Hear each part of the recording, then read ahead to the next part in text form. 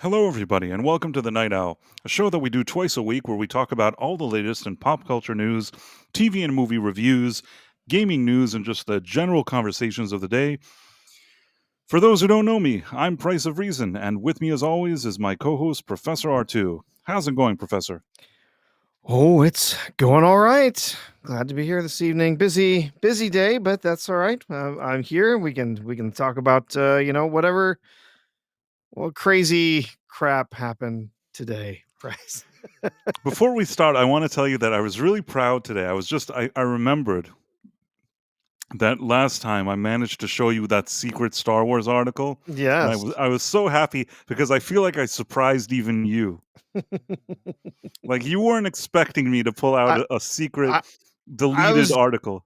I was deeply disturbed that such a thing was ever written, much less the fact that you held on to it for this long.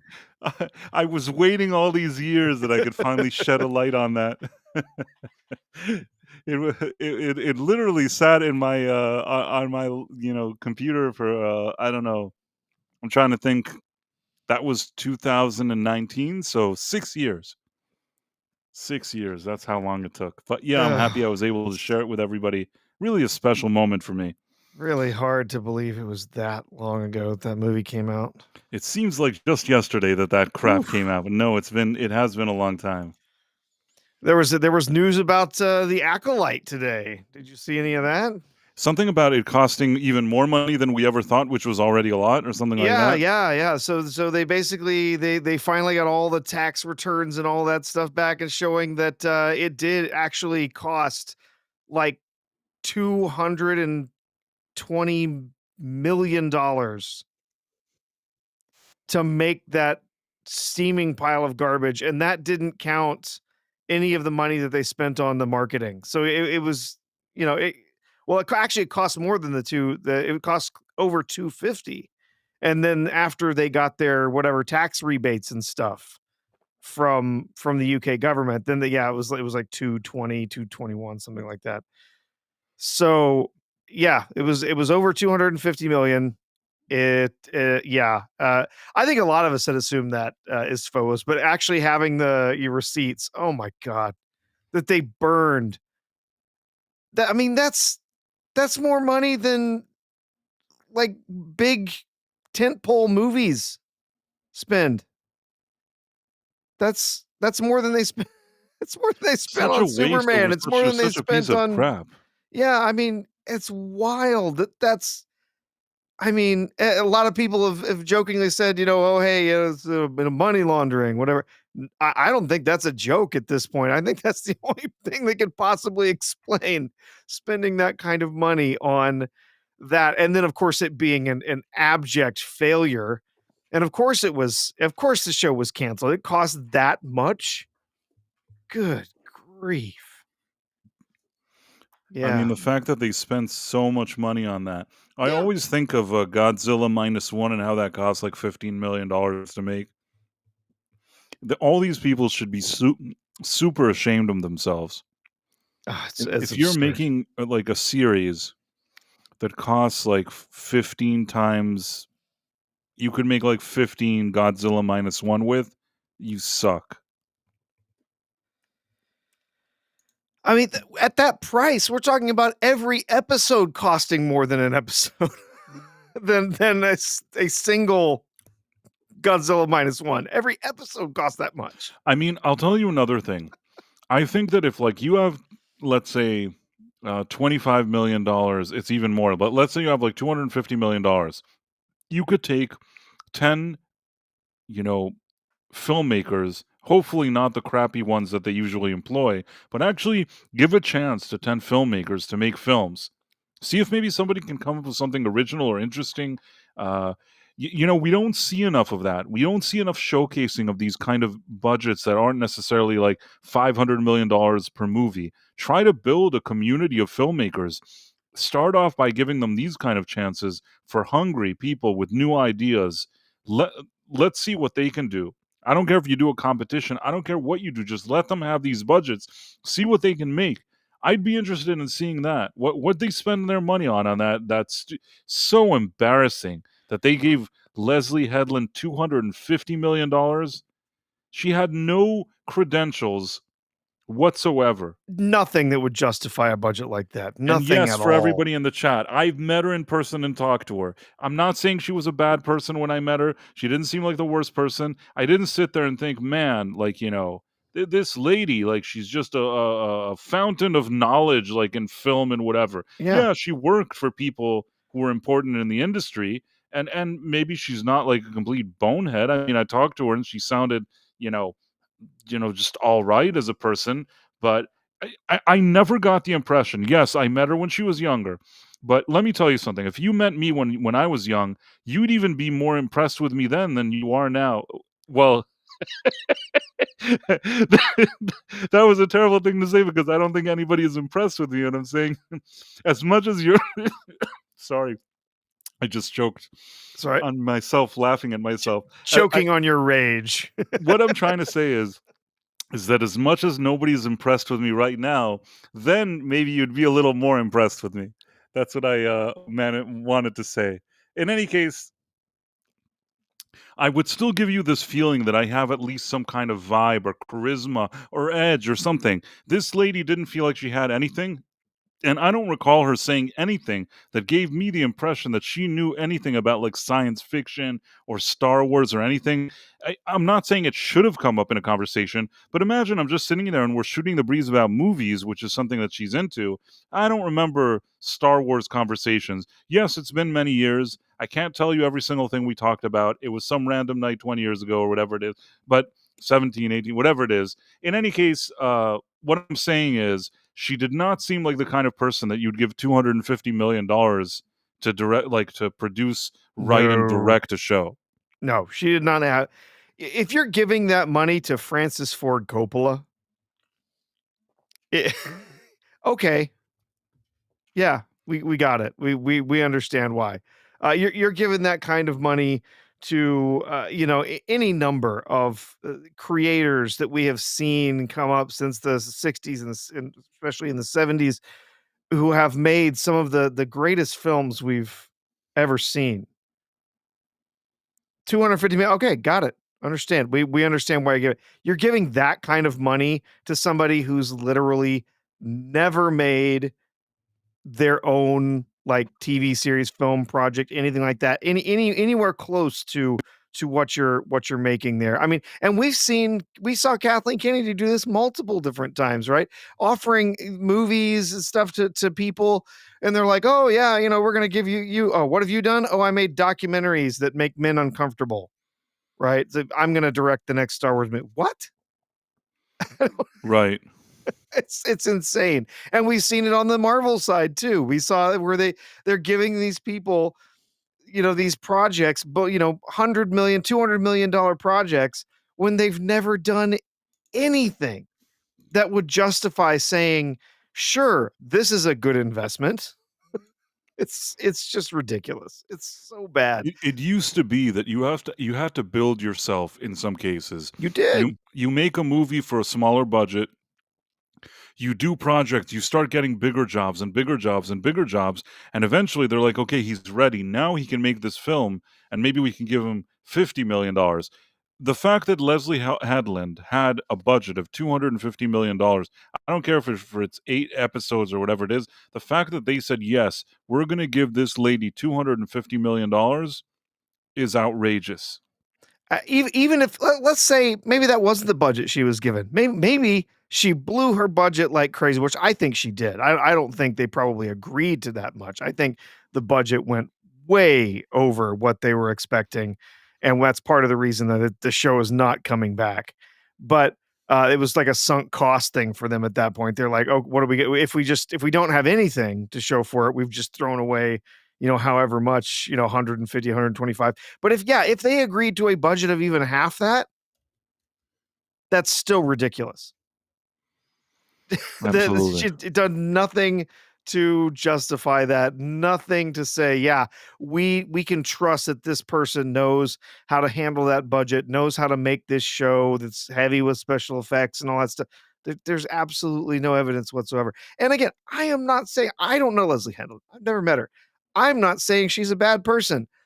I'm saying she was not the right person for this project, and nothing she had done up to that point justified giving her the reins to something this big and this expensive. It's just insane. Just insane. Yeah, I don't think there's anything that justifies it either. I totally agree with you. But yep, just an abject failure from every possible angle. It's incredibly frustrating. Yeah, like you said, like Price, you and I, like, hey, could we get like just one episode's worth of that budget? Like, and we'll go off and make something, right? We'll we'll go hire some people and find a script. We'll, whatever. Like, we'll go make something for just one episode of that budget. Hell, half of an episode's budget. So Istophobos says her name is all over Russian Doll like James Gunn. When you dig into each episode, you see Natasha Lyonne did all the creative work. Yeah. First of all, Yeah. I want to be honest with you. I never really liked that Russian Doll. I tried to watch it, and it wasn't really my speed. But aside from that, I believe that for the second season, they basically, I don't know how to put this, fired her. They basically, she was like considered one of the executive producers or something in the first season. By the time the second season came around, they're like, she's no longer working here. Now, nobody gave any explanation as to why she was removed. They didn't say any kind of statement or explanation. They saved those kind of statements for people like Gina Carano. But when she was removed, nobody said why she was removed. She just suddenly wasn't there anymore. And then, sort of a reward for getting kicked off a show, which apparently she didn't contribute too much for, and even that show isn't like the best show that's ever made. Kathleen Kennedy scooped her up to do the Acolyte for $250 million. This is a lady, with all due respect. I'm not trying to be mean here. Uh, I feel like I have more capabilities than her.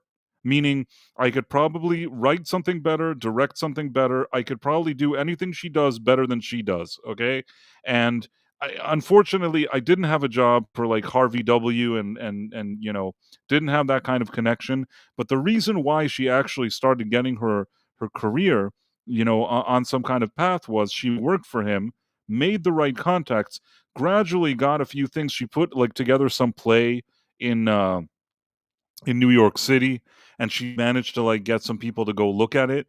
And then she tried to make like a movie, like some indie movie. This isn't a lady with like the best credentials. She doesn't have really anything on her track record that would suggest that she was supposed to get a $250 million show from Kathleen Kennedy. At best, if I'm being generous, she could be maybe like an indie, a director of maybe small indie movies. That's probably like the full scope of what I think she would be good at. Even that Russian Doll was a stretch. And I'm not a huge fan of Natasha Lyonne or whatever it is. I still rate her more than Leslie Hedland, even though she kind of annoys me. There's that show Poker Face that Ryan Johnson produces, No. and she's Yeah. also involved in that one.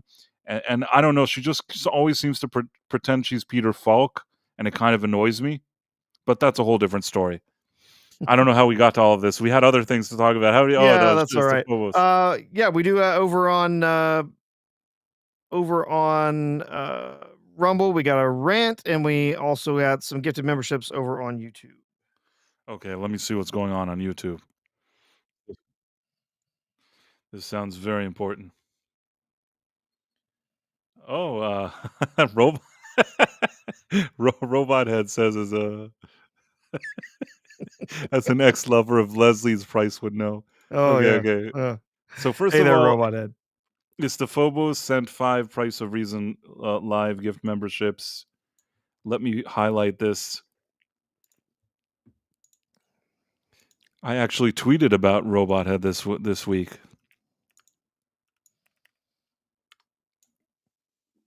Oh no! How come I can't find this thing? Okay, I got it. It's the Phobos. Hold on, I got you. Okay, so I have to do the presentation thing. Okay, it's the Phobos sent 5 Price of Reason live gift memberships. Thank you so much, Yeah. Istophobos. Istophobos does so much, to help us out, and he's a Yeah. great guy. I just wanna say that. Uh, hey, Tim Hayes, nice to see you here as well. Always happy to see you. And It, and his and of phobos course, was a little frustrated that they all went to people who are not here. You know what? Sometimes they could go to people that are lurking. We never really know. Yeah. Robot as an ex-lover of Leslie's Price would know, I have nothing to say about that. All I know is that one time I told a story in the middle of the night, and it's come back to haunt me many, many times.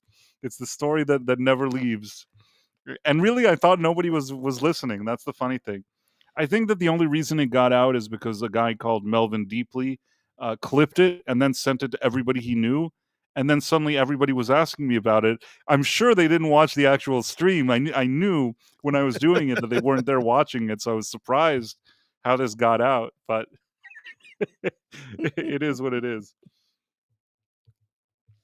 Anyhow, it's nice to see Robot Head here. And I tweeted about him this week. I don't know if you noticed because Yes, I did. I saw the because I guess I was reading in these kind of shill media, access media things.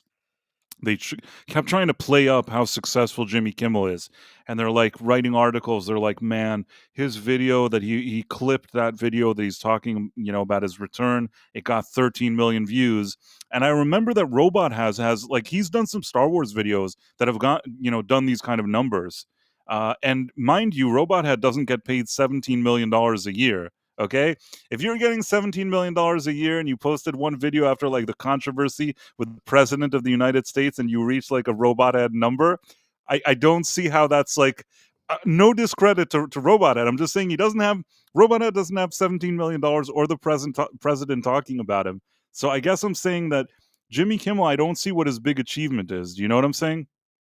Oh yeah, no, a big achievement is, oh look at me, I'm a victim, and then everyone's going to show up to watch my show for 2 weeks, and then they're all going to go away and never and not watch the show again, and his I'm not ratings will be suggesting back in the toilet.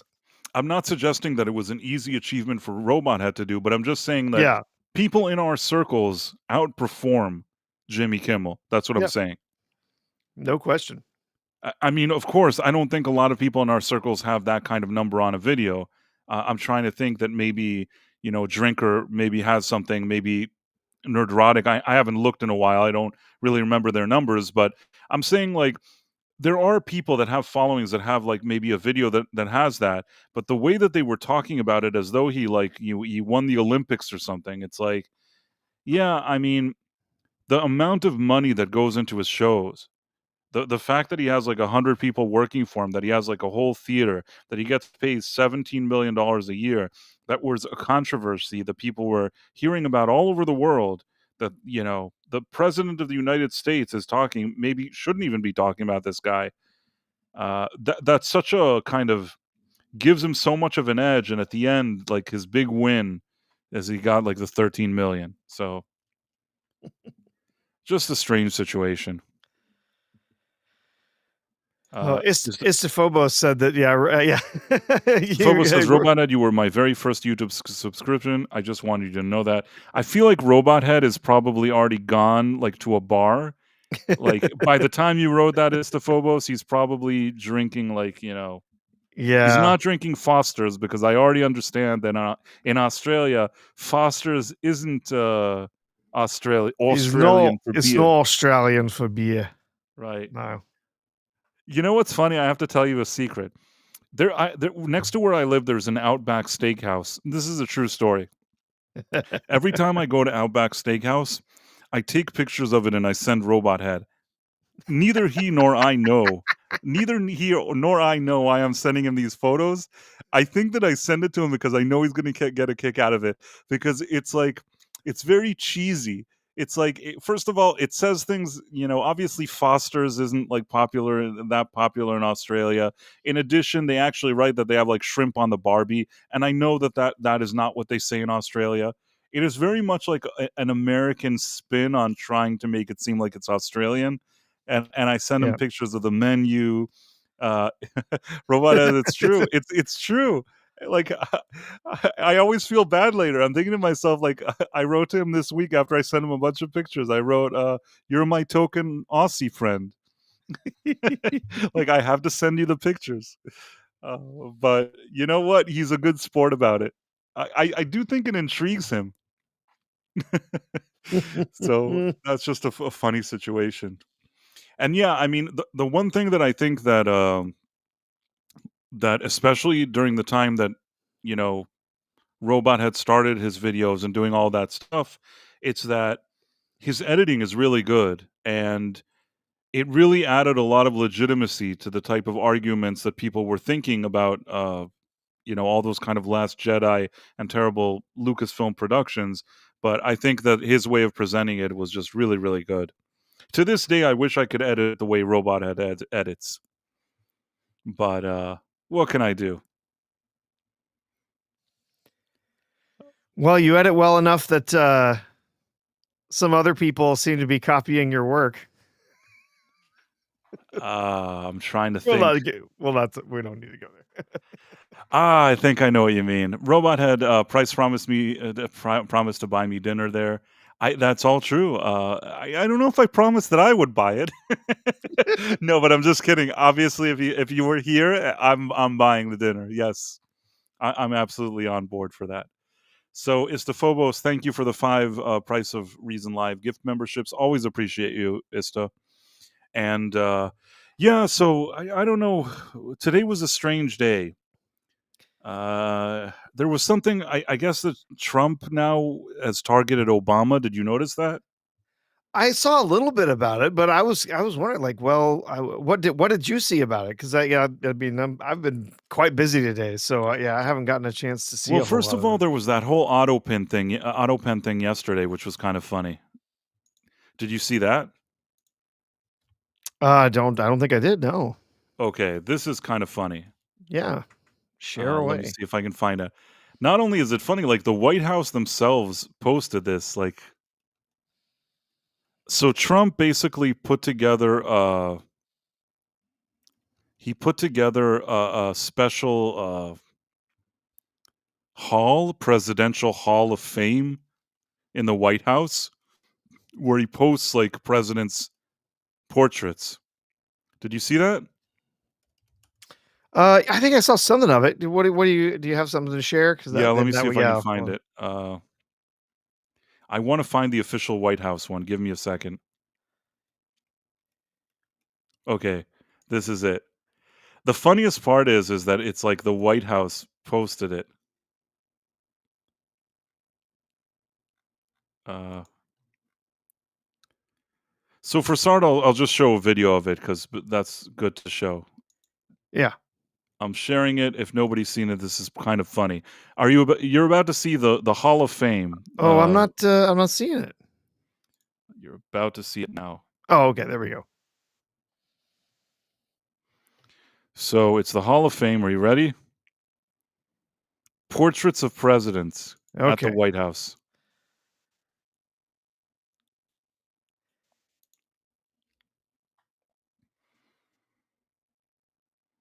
This is Obama, Trump, and then you have the auto pen as Biden, and then you have another Trump photo. And I think one of those is like Trump's mugshot or something. Yeah, well, no, I think those are both of his official His portraits. I think, officials. I thought one yeah. of them kind of looked like his mugshot, but it doesn't. Maybe I'm wrong.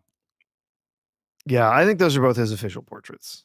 Yeah. It's The se possible. the second one, the one that he got for his second term, his official portrait is like, yeah, him like glaring at you, which I love Right. because So that has to hang in all federal offices, right? So I love that it's like him glaring at all the federal employees being like, "I'm watching you. and then the White I'm House watching you." actually posted this post just to like highlight this. It's great. I don't know. I think it's kind of funny. Some people said it was petty. Maybe it is. I think it's kind of funny. What am I going to do? Oh, it's just more trolling. It's, you know, that's I think it's funny. You know that it's just trolling. That's what Trump and his people do. Yeah, no, I know Mess already with by now. I people I and di yeah. I didn't mind it myself, but I know some people are like, "Oh, it's too much, it's too much." But you know what? I don't really care. It's just a little bit of fun. JD Vance is also good at trolling. I don't know if you noticed that there was something the other day. What was it that Joy Reid? Did you see that thing that Joy Reid was saying something? Sorry about that. Oh, bless you. That Joy Reid was talking about JD Vance. Did you see that? Yeah, I think I did. So there was some video of her and Don Lemon speaking, which, you know.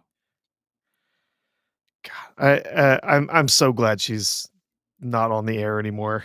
If she Oh has to yes, go that was good. online and do her own stupid thing. Her and Don Lemon deserve each other. They should be They just really sitting they around and really do.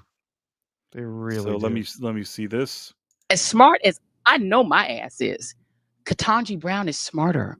Smartest person I've ever met in my life. When you smart, I'm smart. That lady is smart on a level I've never seen before. And her 3 roommates were even smarter. These girls were so smart that we were shocked that we'd ever met anybody that intelligent.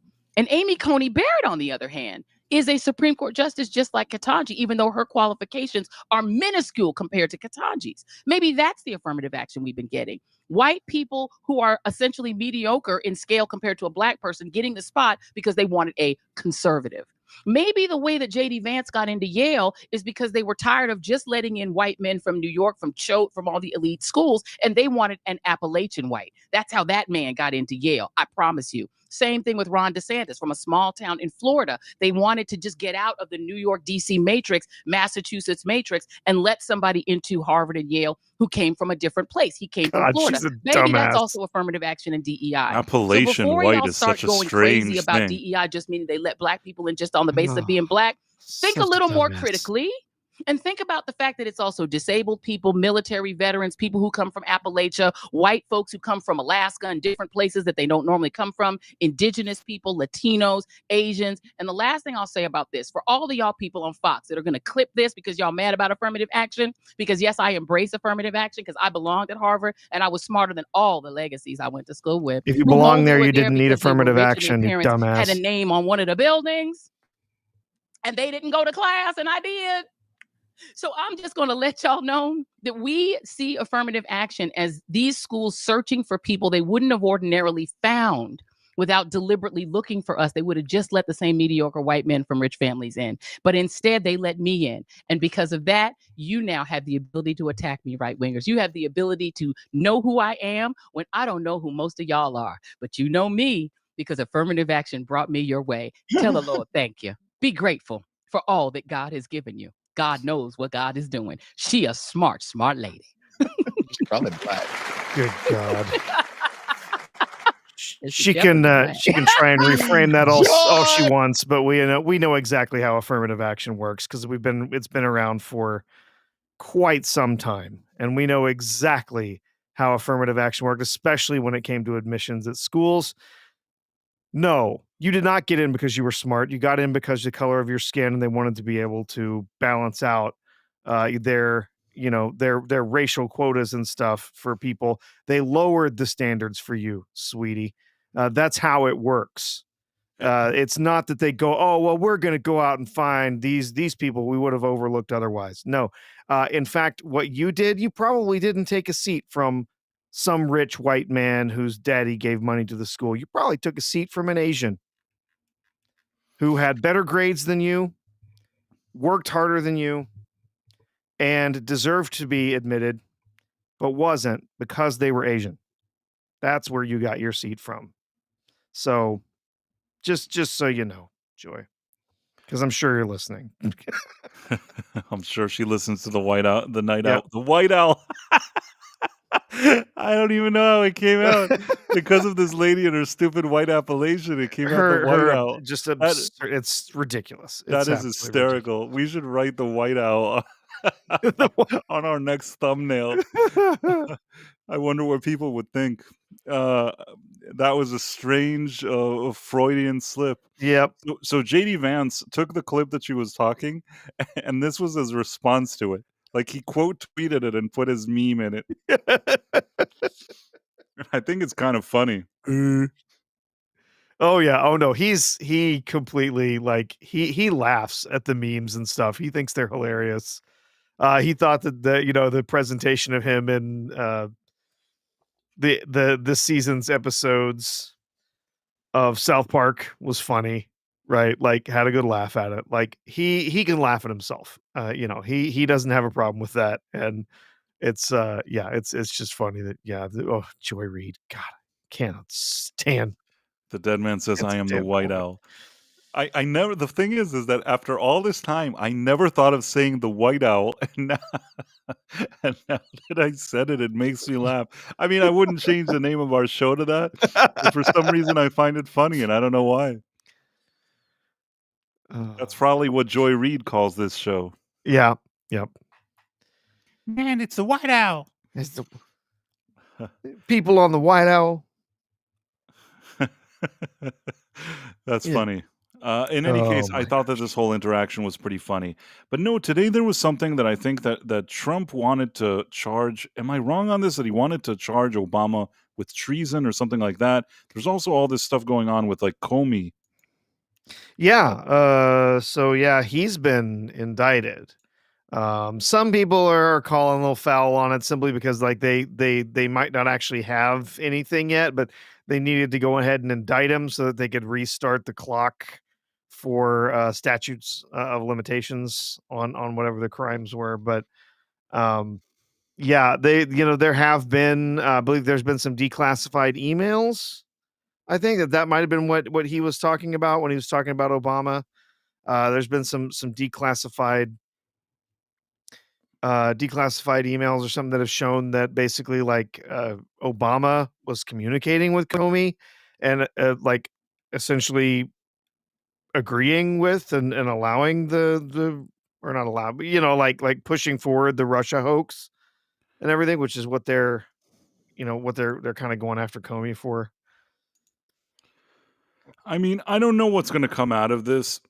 I think there was one guy and he wouldn't do the charges, and then Trump fired that guy, and then some other person now did the charges. I don't know how strong these charges are, but I guess if nothing else, Trump is sort of causing a headache for the same people that seem to have caused him a headache.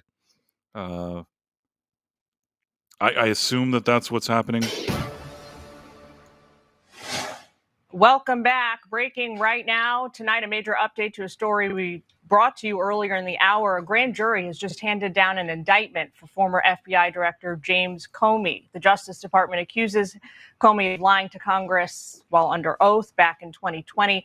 Let's bring in David Spunt with all the breaking details. David, what can you tell us? Well, Jillian, we are waiting to get the actual details of the indictment. We're just told that an indictment has been handed up against the former FBI Director, James Comey. So I don't want to speculate on the actual charges yet until I see the paper in hand. That's the only responsible thing to do. But we know that James Comey, the former FBI Director, has been indicted. We're waiting to see if there's any sort of comment from the Justice Department. I don't know if anything more happened with it, but all I know is that there's one thing I'll say about Comey that I never really liked. He was he also didn't he go write a book and like pat himself on the back and all this other crap? There was something that, and he's also the one that he had that little Instagram thing that he sent out. Look at this White House showing now, and it's hard to imagine two FBI agents ending up in the sit room. How did that happen? I sent them.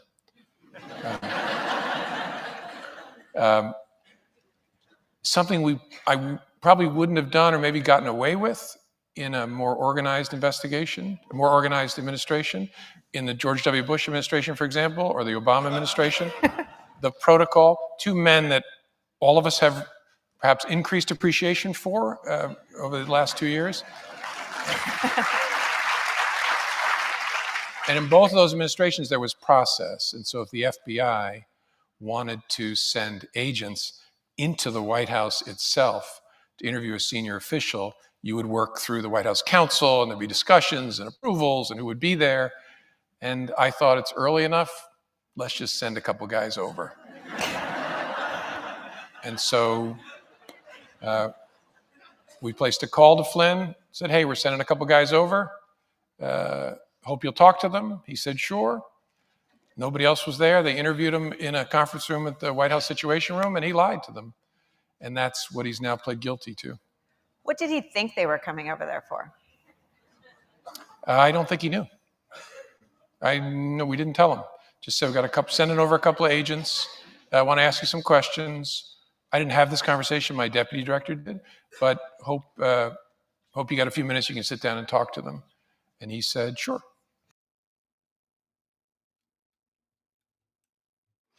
What happened there with Flynn?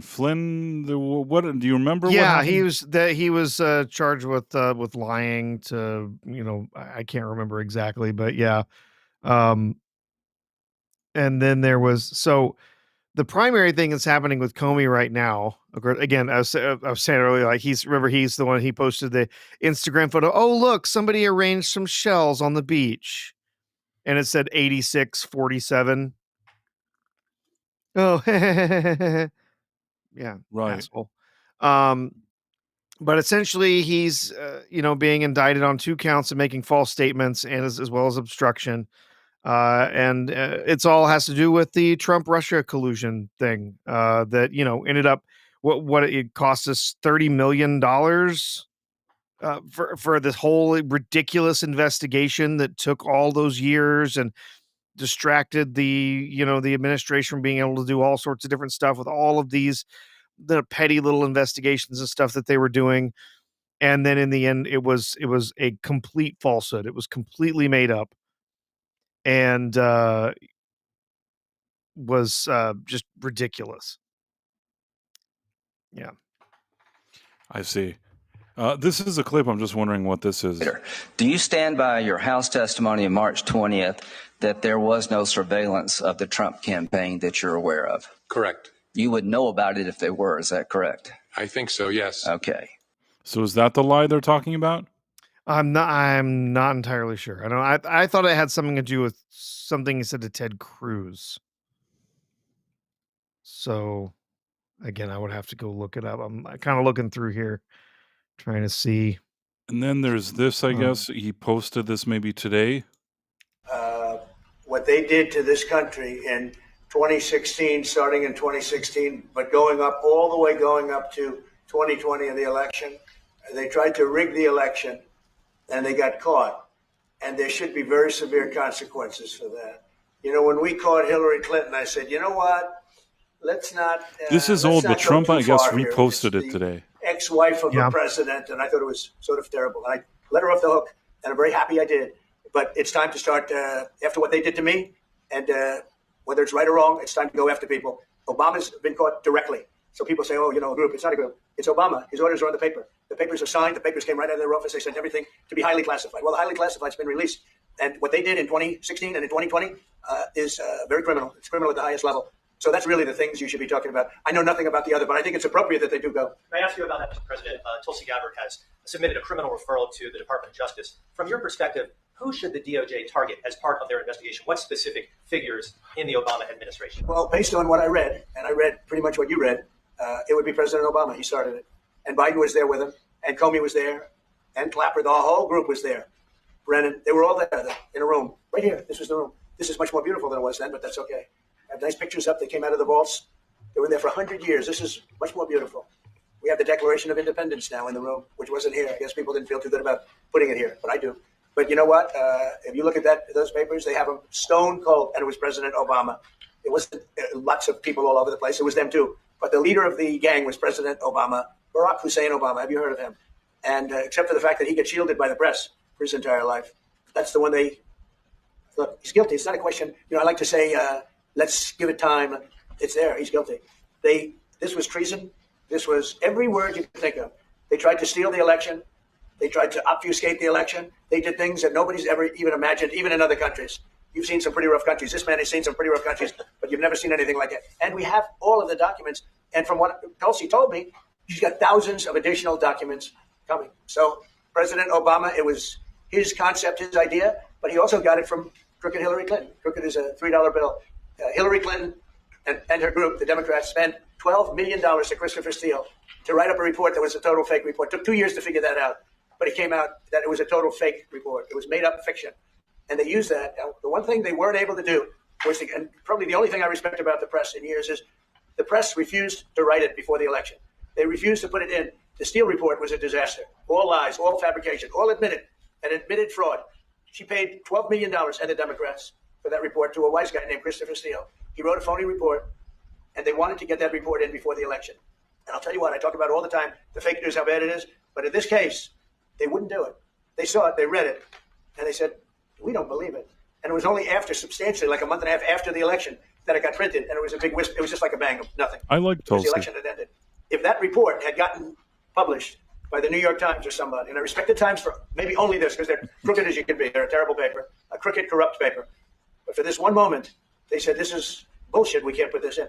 And neither could any other paper. Wall Street Journal's a lousy paper, very, very dishonest paper. As you see, I'm suing them for a lot of money because they do things very badly. It's got a nice name, but it's really, in my opinion, it's a terrible paper.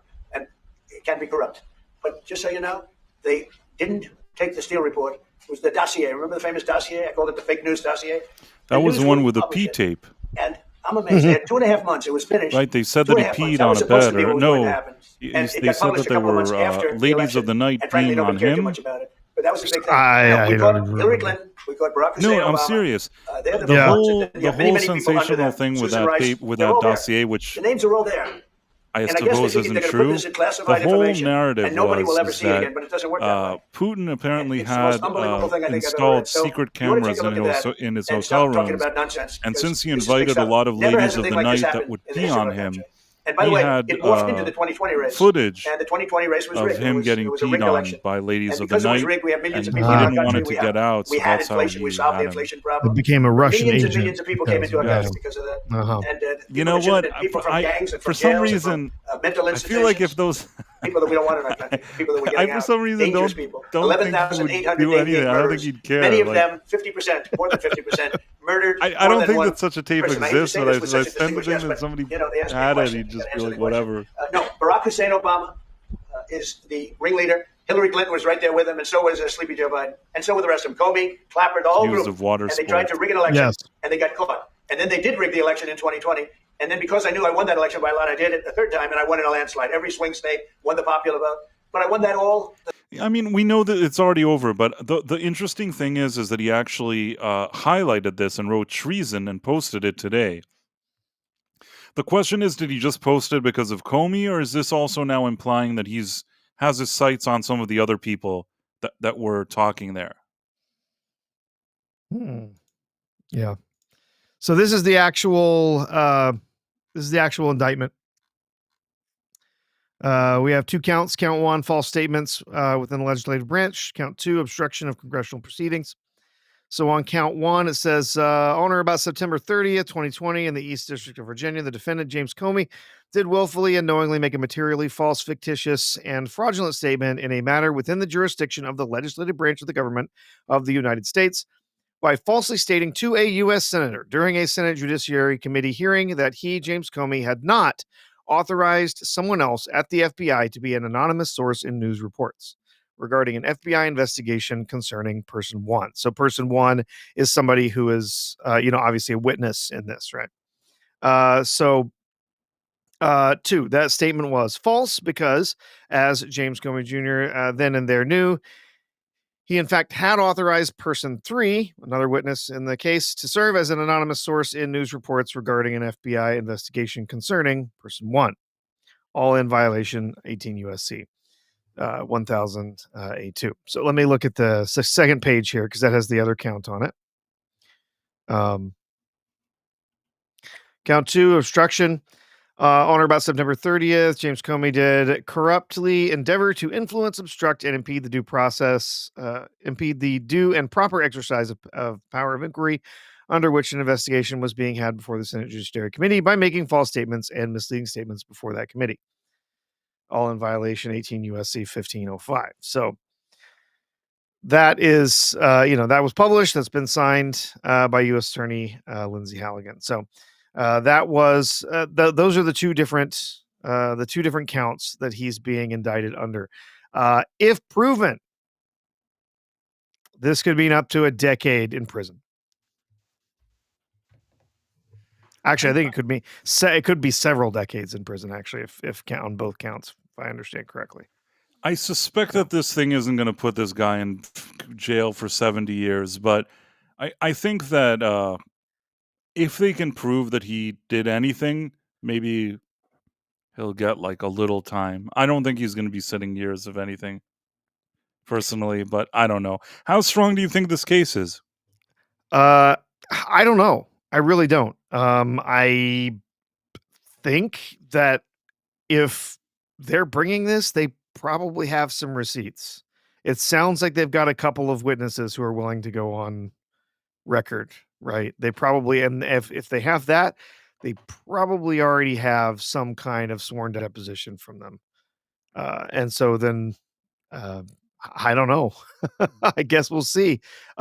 These are not some outrageous count of this, that, whatever, oh, crazy thing. Like they're saying, look, he said that he didn't authorize the leak. And we've got people who say this leak was authorized. I was told by James Comey to, to leak this. So yeah. And, putting pressure on him, entirely possible that maybe they're able to start pushing on some other people, pressuring some other people. Maybe they'll get some others to flip. You start think that they're talking? going to try to cut a deal with him if he says that, like, Obama was involved or something? Don't know. I think Trump would, in particular, not even care about cutting a deal with this guy. He hates Comey. He would love to see him in prison. It was another thing that happened related to this today. I don't know if you saw this. This was a Leonard Troy Edwards. This is Comey's nephew, I believe. Okay. Who was the serving U.S. attorney, also a U.S. attorney who was one who was involved in a whole bunch of the prosecutions of people who were arrested for January 6th. Right. So saying, to uphold my oath to the Constitution and country, I resign as an assistant U.S. attorney for the East District of Virginia, effective immediately, saying, I can't do this because, you're going to do whatever. Son-in-law. Yeah, that's right. Son-in-law. Has resigned. It's funny because this is exactly what I thought. Trash is taking itself out. Like it's just like all the people who are, self-deporting. It's like, do you great. think that this guy That's resigned what we because want. he's worried that somebody is going to put, focus some attention on him soon? Who knows? It's entirely possible. But yeah, or it's just a principled statement. My guess is he'll probably be a commentator on MSNBC by the end of the week. Probably. Yep. Oh. So that's how that that's how that particular network tends to do things. Interesting, Yeah. but I don't know if he made any additional comments. Did Trump say anything wacky today aside from this posting, whatever he did? Oh, when's he not saying wacky stuff? Old Trumpo saying all sorts of crazy things. I just think it's, what I think is the funniest is that, excuse me. What I think is the funniest is actually that everybody takes what he says seriously. They don't understand that like half the things he says are just jokes or trolling. So they absolutely have to take just every single statement he makes as dead serious. And it's always amusing to see. It is rather amusing, yes. Elizabeth Quinn says, don't forget that Comey's a Swiftie. Yes, he does. He loves Taylor Swift. Yeah. He does? James Comey, yeah. He's said publicly, he's like, oh yeah, he loves listening to Taylor Swift. That's so weird. Yeah, it's extremely weird. That means there's something wrong with him. I will say this, and this I've always thought of Comey. I don't really, even if I like zoom out and I don't look at the political side, a guy was in charge of the FBI that blabs so much and goes and wants to write books and talk so much. You're not supposed to be some like chatterbox if you're the head of the FBI. You know what I mean? I would expect a guy in that position to be very cautious about things he talks about, even after the fact. You know what I mean? That's not a guy that I'm expecting to go around thinking that he's this big celebrity that needs to go every place and everybody like claps and like he tells them all these secrets and stuff. Really don't like that in general. I don't care who he worked for. You know what I'm saying? I don't care which administration, who he worked for. I don't, just in general, forget about politics. If I had an employee and I knew that like all he wants to do is go around and blab about every single thing that he saw in let's say a company that I owned or something like that, and he just wants to talk about it all day and blab and write books and blab all day, I don't think that's a good employee to have. But imagine that this guy is like the head of the FBI. Do you get what I'm trying to say? Mm-hmm. I don't like that thing. It's like if you're supposed to be in that community, there should be a little bit more keeping some things to yourself. You're not supposed to be like an open book. I don't know. Maybe other FBI directors have written books. I don't really know. I don't really read those kind of books, and I don't care. But Comey comes off as very annoying. There's always been something rather snivelly and annoying about him. Not really sure from day one what he wanted. I know that he didn't really get along with Trump, and maybe Trump is sort of he's not from Washington. Maybe like Comey thought that initially his interactions with Comey were inappropriate, but I don't even know. Hard to say. I remember at the time they never really got along, right? No, not at all. What ended up happening? Did Trump fire him? I'm trying to remember what happened with Comey. This is all a blur to me now. It started off that when Trump started his first term, Comey was the FBI director. But then I feel like at some point he annoyed Trump. Yeah, I remember he was there when he started, but I don't remember what happened. There was something that supposedly Comey said they had a meeting, and like Trump said that he wants to know that he can trust him, and then he didn't like that the guy was telling him that he should be able to trust him or something. It all sounded very stupid and dumb. And what I didn't like even then is how much blabbing Comey did. Honestly, I don't even need to know. Like, I didn't feel like any of the details that were shared there were crucial. I feel like, there have been situations in my life that I've been on a job or something, even entertainment related, and there were things that happened, and I kept those things to myself because I don't think I need to go out and tell everybody every single detail of every single thing that every single person ever did. Sometimes maybe it could be a mistake. Sometimes maybe I even saw somebody make a mistake. Sometimes maybe I even saw a person who's well known make a mistake. And that still doesn't mean that I have to go and like blab about it all day. Mm-hmm. Yeah, so he was fired in 2017 by Trump. The official reason that was given was that it was based on recommendations from the Attorney General, then Attorney General Jeff Sessions at the time, and the Deputy Attorney General, citing his handling of the investigation into Hillary's private emails. Right. So that was the reason given. Trump came out and basically said he fired him because of the Russia hoax and his refusal to, basically state that it was a hoax. He was always very slippery, Comey. I mean, I don't know. I like I said, he's never rubbed me the right way. Doesn't matter who was in charge because he was there through before Trump. Never got a good vibe from this guy, honestly.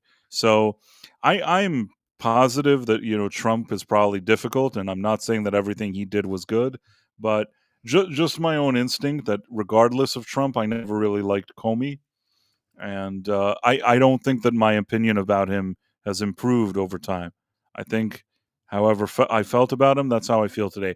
I'll give you a final example, and I've told you this before. Probably there's somebody that listened to this and actually remembers.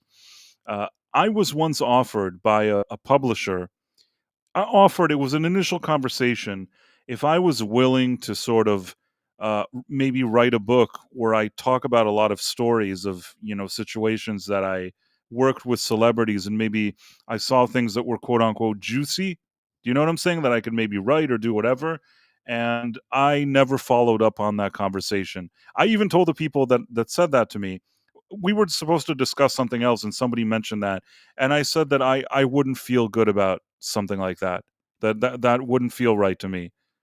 Uh, I it's not a money thing. It's like I was in a certain situation, and maybe in some cases people even trusted that I could be a part of that process, and for me to go and blab things, it just doesn't feel right to me.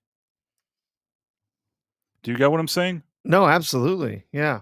It's always kind of weird when yeah, it's like, oh, I'm gonna talk about private conversations, or you know what I mean? Like, it's very strange. Here on the Night That Owl, whole there have been a idea. few occasions of harmless stuff, and even then, for the most part, I think that there were a few cases that I said something I didn't even say the name of the person that it was. I think the most like revealing story was I said that like Keith Sweat and his cousin Daryl called me at like 5 a.m. But you know what? That's a funny story.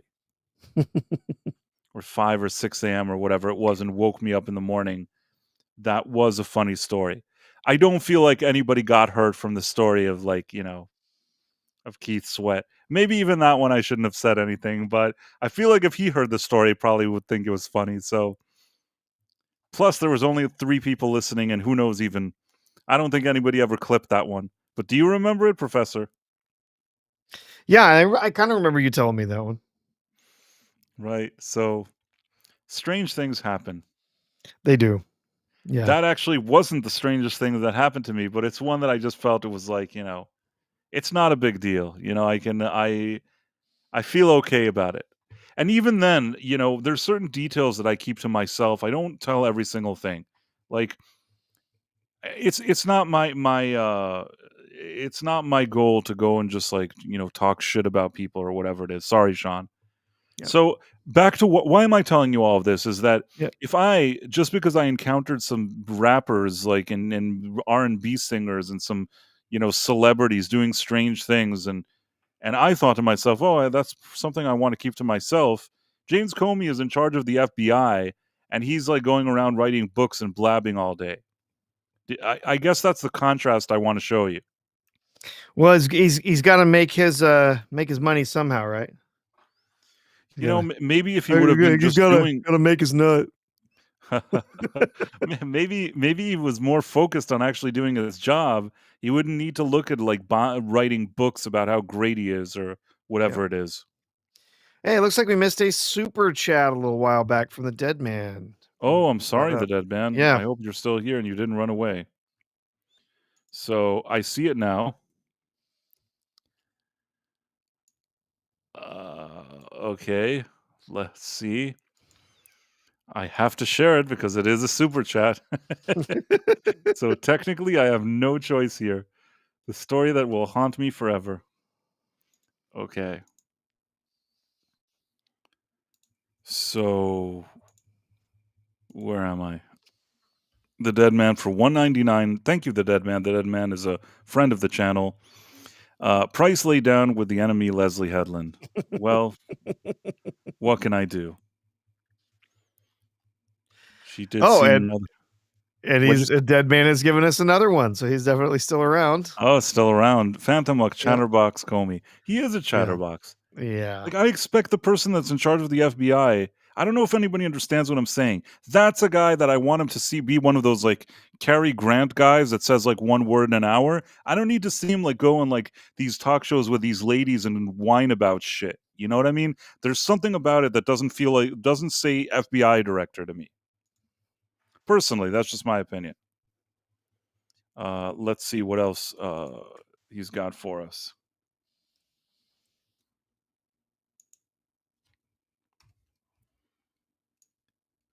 There was... I hope I got this one. Yeah, just like 2 minutes ago. Yeah, no, I got it. I'm trying to show it now. Okay. Share. Oh, I didn't do that well, did I? Let's try to make things... Maybe now it'll work. So the Dead Man for $4.99. Thank you so much, the Dead Man. Who's been messing up things? It was Iger all along. In what capacity? What do you think he means specifically? Oh, just messing up all the everything with Disney, everything with ABC, everything that's happened with Kimmel, all this. Like it's a play on the "it was Agatha all along" thing. Oh, that I knew. And by the way, I shared this thing today that like Screen Rant. I don't understand how that Screen Rant still even exists. It wrote like an article. The real reason Star Wars is a hot mess, blame canon. Oh Who cares gosh, I writing this saw whole this. I also saw this story. These are such stupid people. And always So trying to find some other like boogeyman to blame. It's like, oh, if these Disney writers didn't have to keep on looking at lore. First of all, those Disney writers, they don't give two shits about lore. Sorry, Sean. And they haven't respected it in any way, shape, or form from day one. The other thing is that like looking at canon and lore is important.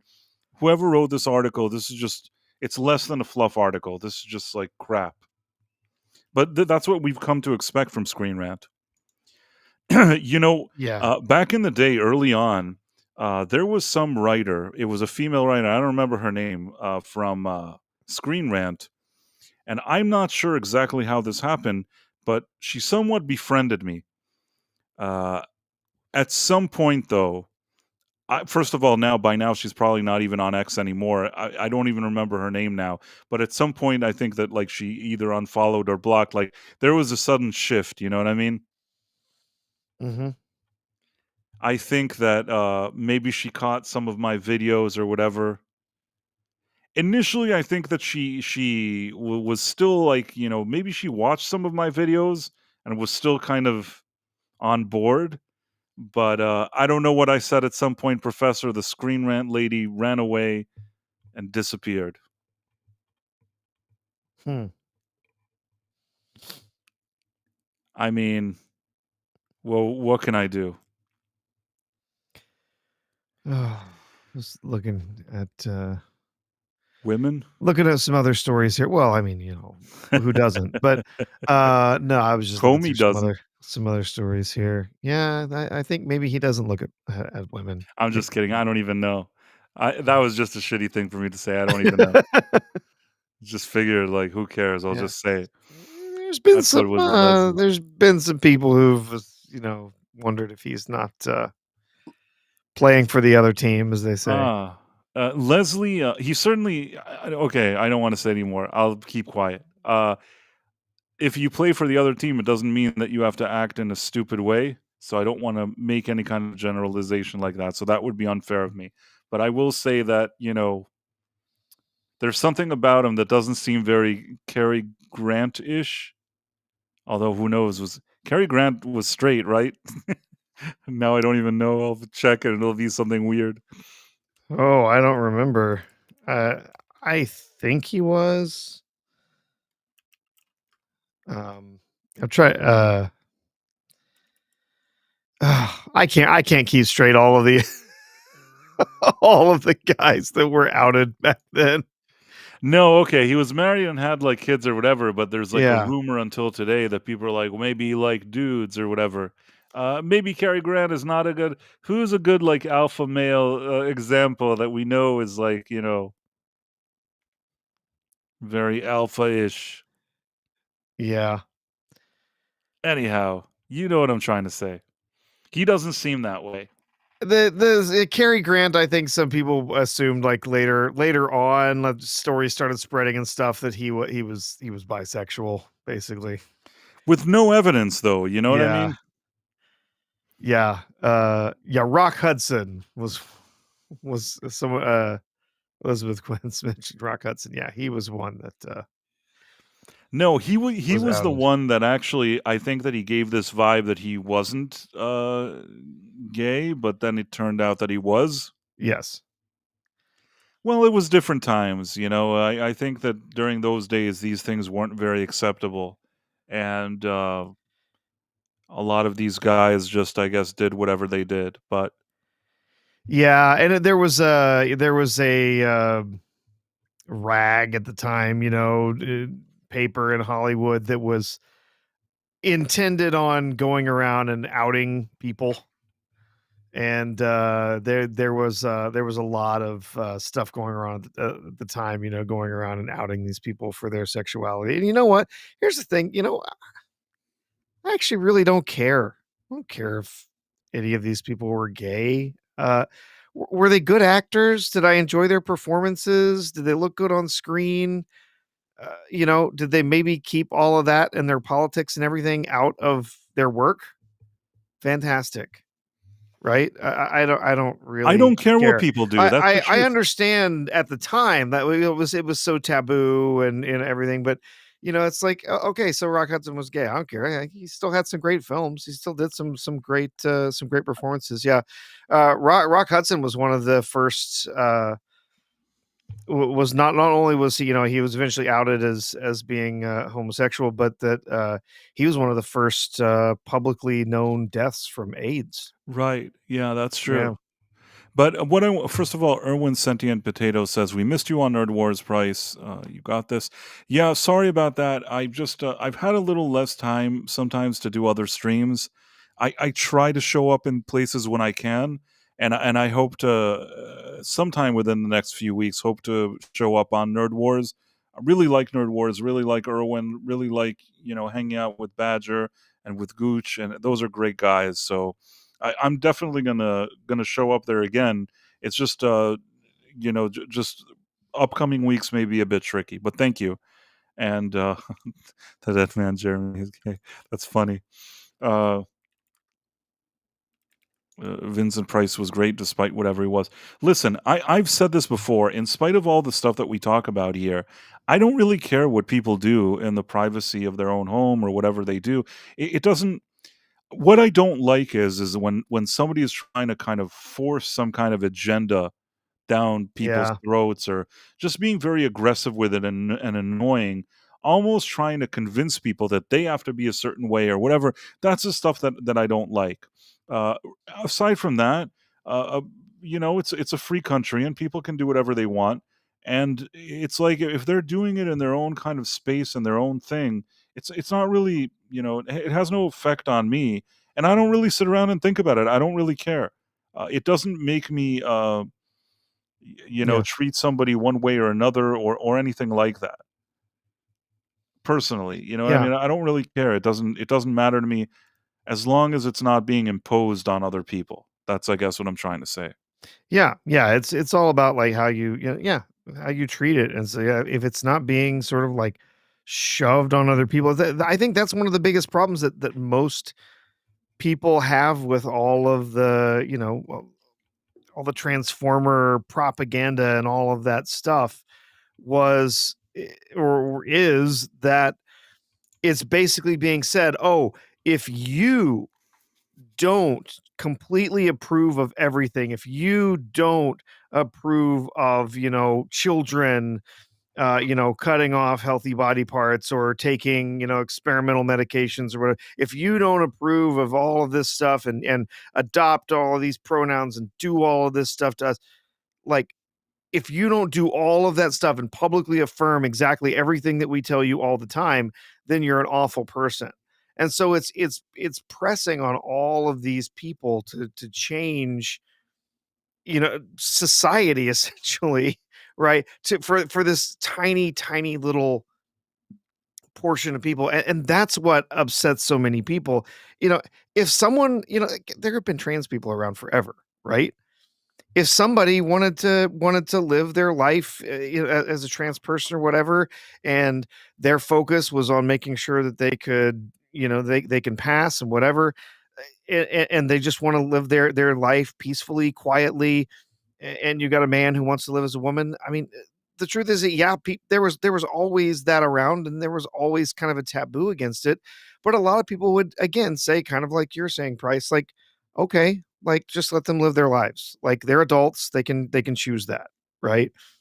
It's when they started coming after, all of society, telling them, forcing them to, oh, you've got to, take our pronouns, you got to, publicly acknowledge us. And then again, the biggest problem, like coming after the kids. Like I think that gross. kids and the pronouns was the part that really Yeah. I really didn't care about anything. It's a few things. It's kids and pronouns, and also, I'm going to say something, and it's probably going to sound shitty, but I don't. Sorry, Sean, I don't really know how to say it.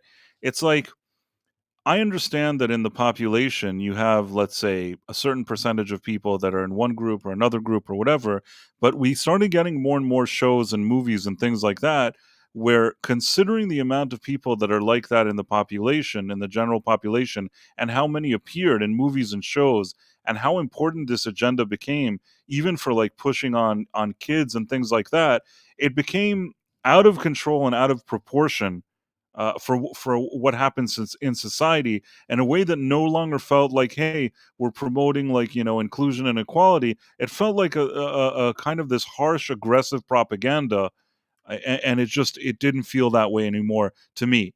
So yeah, I mean, back in the day, you think of a movie like, I'm trying to think of a movie. You think of a movie like As Good as It Gets, okay? I think that Jack Nicholson, if I'm not mistaken, one of the characters there is, you know, a gay guy, if I remember correctly. If I remember the movie, you have Greg Kinnear, I think, plays that character, Mhm. and I think initially maybe even like Jack Nicholson isn't very nice to him. I don't know if that has anything to do with it. I haven't watched that movie in a long time, but I'm saying like throughout the movie they ended up, you know, they end up being more friendly with each other and actually, you know, becoming friends. And Yeah.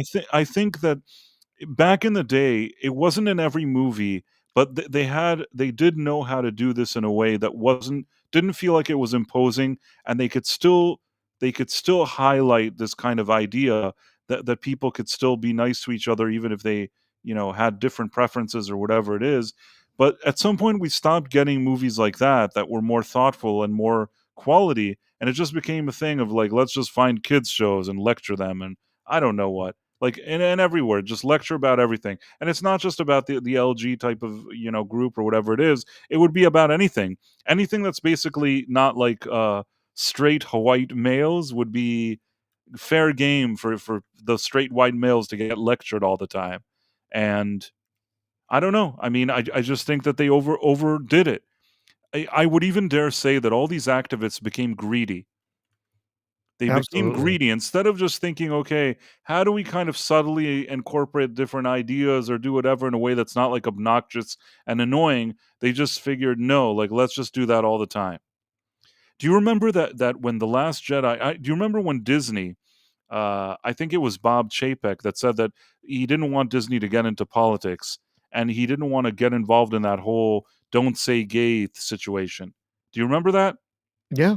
Yeah. And He then did not want to get into it at all. But then he had all of those activists that have been hired in Disney, all those activists that were screaming for blood, saying, "Oh, we have to be, you know, we have to get involved in this. We have to, you know, speak out. We've got to do messaging and stuff." And so they started to get very angry that Chapek was not willing to say something.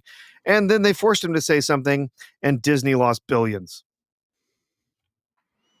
Because they lost their they lost their little sweetheart deal for their little development district that they had. They had to start paying more in taxes. Now they can't, it's more difficult for them to do all sorts of expansions and stuff. They don't have their sweetheart deal. And so it's a huge mess for them now. So yeah, all those activists really screwed Disney hard. And Chapek was so right. They should never have waded into it. and then this thing, this was this was something that I tweeted in 2022, where basically Gay Times, whatever that is, wrote, employees from Lucasfilm also walked out in solidarity saying, time to watch The Last Jedi again, because this is a movement of leaders. And then if you look at this thing, you see all these kind of weirdo activists standing around here. So us always saying that The Last Jedi was a movie for activists, like made by activists for activists, everybody said, you're crazy. It's a movie about space wizards. How dare you say that somebody had an agenda? Yet when push came to shove, like the biggest activists in Lucasfilm walked out and mentioned The Last Jedi, because for them that is the activism. Absolutely. They absolutely wanted it to be activist. Right, They but wanted to this is have, one of the moments. This is one of the yeah, moments where we got acknowledgement that this wasn't just us saying it. They themselves said it to themselves. That's why the Gay Times, whatever that is, was so you was don't know so what the happy. Gay Times is, Price? Oh my god, you gotta get with the times, I'm man. sorry. Okay, I clicked on. I just out of curiosity. It says It's just the most important magazine in the gay community. it's Gay Times. It's queer content all day, every day. Mm. Rainbow That's flag, funny. T Gay flag. mm, Yeah, that's interesting. Gay Times would adopt the queer thing, since for a really long time that was an insult to gay people to call them queer. And there's still a lot of homosexuals that consider the queer because they've tried to set this out. Oh, it's an umbrella for all of these different lifestyles, whatever. There's still quite a few, especially older gay men who still consider being called queer as an insult. I did not know that. I mean, I did Yeah. know it, but I didn't know it was, people were even discussing it. But then there's hashtag with the T. I guess there's supporters of the T movement. And then Yes. hashtag Black Lives Matter. Isn't Black Yeah. Lives Matter already like very yesterday? It's like, it's real funny that they still have that on there, given that Black Lives Matter basically like doesn't exist anymore because the people who are running it took all the money and ran bought away. Yeah. mansions. It's a movement that essentially has completely collapsed. So they put all these videos of the Disney people, and then this was, the solidarity with The Last Jedi. Yeah, and then I said that this was further proof that Kathleen Kennedy and Ryan Johnson hijacked Star Wars and turned into a political platform. This also exposes all the media shows it does. It's funny. It's so strange how so many times we've exposed them over and over again, and yet we expose them and nothing seems to happen. There's never like any kind of acknowledgement. They continue their same stupid charade over and over again.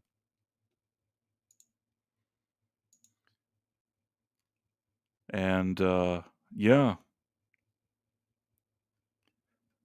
So somebody wrote, "Is this the gayest Star Wars ever? Is this the gayest Marvel movie ever? Are you the first capital T daddy in the Marvel universe?" I there was something so fascinating that I saw today. It kind of annoyed me actually. I mean, for starters, I want to be honest with you. I'm not a big fan of Pete Davidson. Okay, I'm not saying like I sit there. I don't hate on the guy, but I just have always thought to myself that like he's super overrated. Like in a generation when there's such losers around him, they sort of elevated him like, oh, in his generation, he's kind of funny. But if you threw him on Saturday Night Live in the days where it was like in its prime and there's real talent there, that guy like, has nothing to do there. You know what I mean? He's not especially funny, in my opinion. He's not like he's not the best actor. He's not especially funny. I know the ladies like him, although I'm not 100% sure why. Can't tell the ladies who to like and who not to like, but so in any case, he went on Theo Von's show. You know Theo Von? Oh yeah. Theo Von, I mean, I don't want to say anything negative here either. I understand that he became a guy that a lot of people like to go get interviewed by him. I don't really know what the spectacular thing about his interviews are. No, me either. I understand. Yeah, he's very popular. He's got like the podcast, and everything. I don't really understand why. Not like that I have anything against the guy. No, just like I don't like. There's nothing there. Like I watch interviews with him, and I'm like, why is this a big deal? Right. The thing is that, everybody likes him and he gets a lot of good guests. I'll give him that. And maybe he has like a warm, welcoming vibe to a lot of people and that's why they like him. But for me, as sort of a viewer, there's nothing especially, most of the time he kind of just smiles and giggles. Like I don't really see him bring something where he's like really challenging his guests or doing some kind of like intense interviewing. It just seems very kind of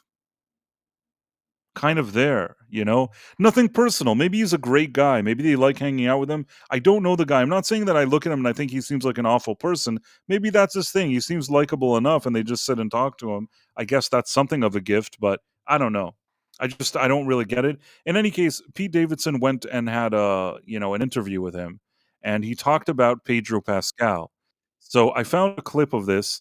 And I thought that this whole situation with Pedro Pascal was very, very disingenuous because I think that he's ignoring completely the whole situation with Pedro Pascal and trying to put an annoying spin on it. Are you ready? Mm-hmm. Are you ready for the Pedro Pascal part of Pete Davidson's interview?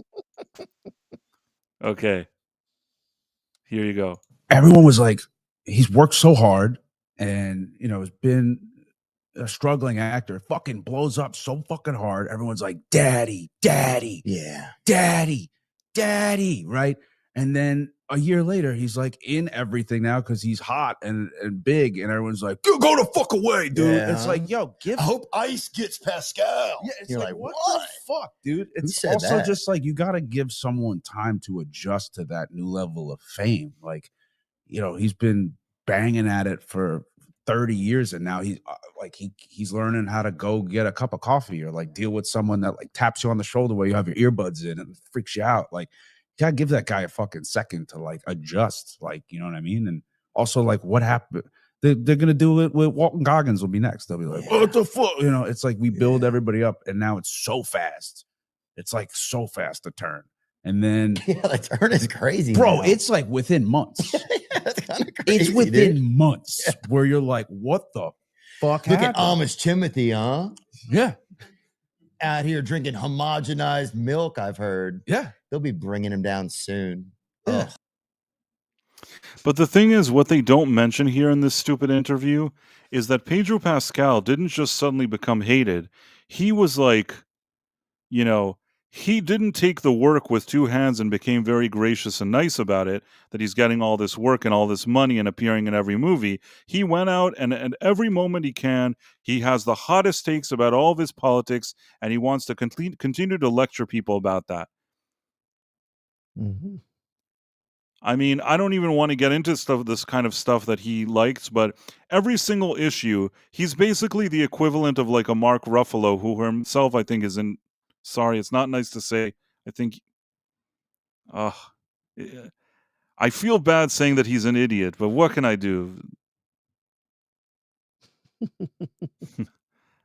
I mean, I don't know how else to describe Mark Ruffalo. No, yeah. So I guess what I'm saying is, it's not that Pedro Pascal, if Pedro Pascal had the kind of mentality that somebody like a Chris Pratt had, or a lot of other people, like a Tom Cruise or whatever it is, especially since he's been around the block for many years and all that stuff, he would have known, make yourself sort of this kind of international guy that everybody likes. Instead, every issue, he goes to promote a movie, has to talk about the issues, about the politics, about whatever.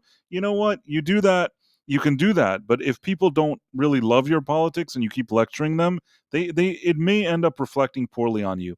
Not only that, and I have to say this, Pedro Pascal, I've always thought, is a somewhat decent character actor. I don't think that in most cases he's established himself as a leading man of pretty much anything. Mm-hmm. Yeah, His best work was like, part of an ensemble cast, his role, whatever he did on Game of Thrones, thought that was pretty decent. Yep, that's fine. The other thing, and again, this also required a lot of other actors around him, it didn't solely lie on his shoulders, was like his work on Narcos. That was amongst his best work. And I think that the reason that was amongst his best work is because he didn't show up to those productions with everybody saying like, oh, it's Pedro Pascal, let's like throw him the red carpet. He went there just to do an acting job, things that he was well cast for. And I think that in both of those cases, that was him utilizing his skills in the best possible way. Another situation that he was actually pretty decent was in that movie with Nicolas Cage, the Unbearable Talent, whatever it is that it's called. Can't remember the name. Massive Talent or whatever that movie is called. It's sort of like a parody. Nick Yeah, Cage the unbearable weight of massive talent is, I think, something like that. And then what happens in that movie is like Pedro Pascal is not the main character. He has sort of a supporting role as kind of a quirky guy. Again, one of his better roles. The less responsibility you put on him and giving him things that he's actually good for, that's the best use of him. They suddenly, in 1 year, wanted to put him in every movie. And the fact that Disney said, okay, he'll be like the Mandalorian, even though he doesn't even show up there, just does the voice, which his voice is kind of monotone. Like he's very... It's not monotone. Somebody could say that about my voice, but I'm saying like it sounds very, very dull. That's what I'm saying. Yeah. It sounds like if you replaced Pedro Pascal on The Mandalorian with AI, nobody would notice. Yeah. You could do it. You could do it, Professor. Yeah. Tomahawk 511 says Nick Cage carried that movie. Which movie is Nick Cage in that he didn't carry it? Right. Nick Cage destroys every role that he takes on. He owns the screen when he is in front of the camera. He is Nick Cage. Yeah. So I mean, Right. it goes without saying. Of course he carried that movie. Right, but the thing is that even surrounding Nick Cage, you need some character actors that are decent. I thought that within that setup, Pedro Pascal was fine in that movie. Yes, you're right. It didn't lie on his shoulders. Nobody was counting on Pedro Pascal to carry it, which is why he could deliver a decent performance. It's movies that actually think that he's like some big, huge leading man. That's where they fall short, because I think that he doesn't quite have that quality, and it's No, not I don't because think he of- does either. I don't particularly think I don't particularly hate Pedro Pascal. I don't think he's awful as an actor. I think he's had good roles and he's had bad roles. I think he's fine. It's just he's been in absolutely everything, and he's been in parts that he simply didn't belong in. He didn't fit in those parts, and it didn't work. He did not work as Reed Richards. It doesn't work. And He was he should not awful. He have was been awful. cast in that role. He was Awful Reed awful. Richards. He was He awful played as Reed Richards. He played Reed Richards in that kind of miserable Mandalorian way, only Yeah. now instead of behind a cool helmet, you actually saw his miserable face as he was reciting those lines. Yeah, he just now too, like because he's been cast in so much stuff. Now he's already gotten that big head. He's got that giant ego, right? So it feels like he shows up to these roles and he's just smug as hell, right? And I can't take it. I don't want to hear any more from him. Go off and make some art house pictures, whatever, where you can go and do your weird thing, whatever. I don't want to see you in any more movies. And I know why he's been cast. I know why that so many places have picked him up. First, he's a big name, and people want to try and find big names. Every studio, every director, they want some star who's going to lead their film and is going to bring people in to watch it. They think he is that, when he is absolutely not. Okay. But they think they think that he is that type of star. He's not. And I also know that he's been cast in a whole bunch of stuff because he's quote unquote diverse, right? He's But barely even that. he's He not. is That's the barely thing. diverse. So he's it's the whole the weird American approach to, like, oh well, the single drop, whatever. He's diverse enough because he's not pure Anglo-Saxon European white man. So he's diverse, but in a lot of other markets outside the US, he could pass as being white, right? You're not going to go to China and they're going to get mad because you had a diverse actor in there. And so Anya Taylor-Joy is considered diverse, but I actually think that once somebody asked her and she's like, please don't say that, because I think that she knows that she can't really present herself that way. Yeah. And I think that Pedro Pascal is like a borderline situation. If he didn't have that mustache, I don't even think you'd think he was diverse. Maybe that's why he has it. Maybe that's why he keeps that stupid mustache all the time. Could to be. give him a more kind of like, do you get what I'm saying? Like, he thinks maybe like a big mustache will make him seem more like, Latino or something. I know that's a terrible thing of me to say, but the more I think about it, if you like shave his mustache, I don't even know that you think this guy is like, diverse.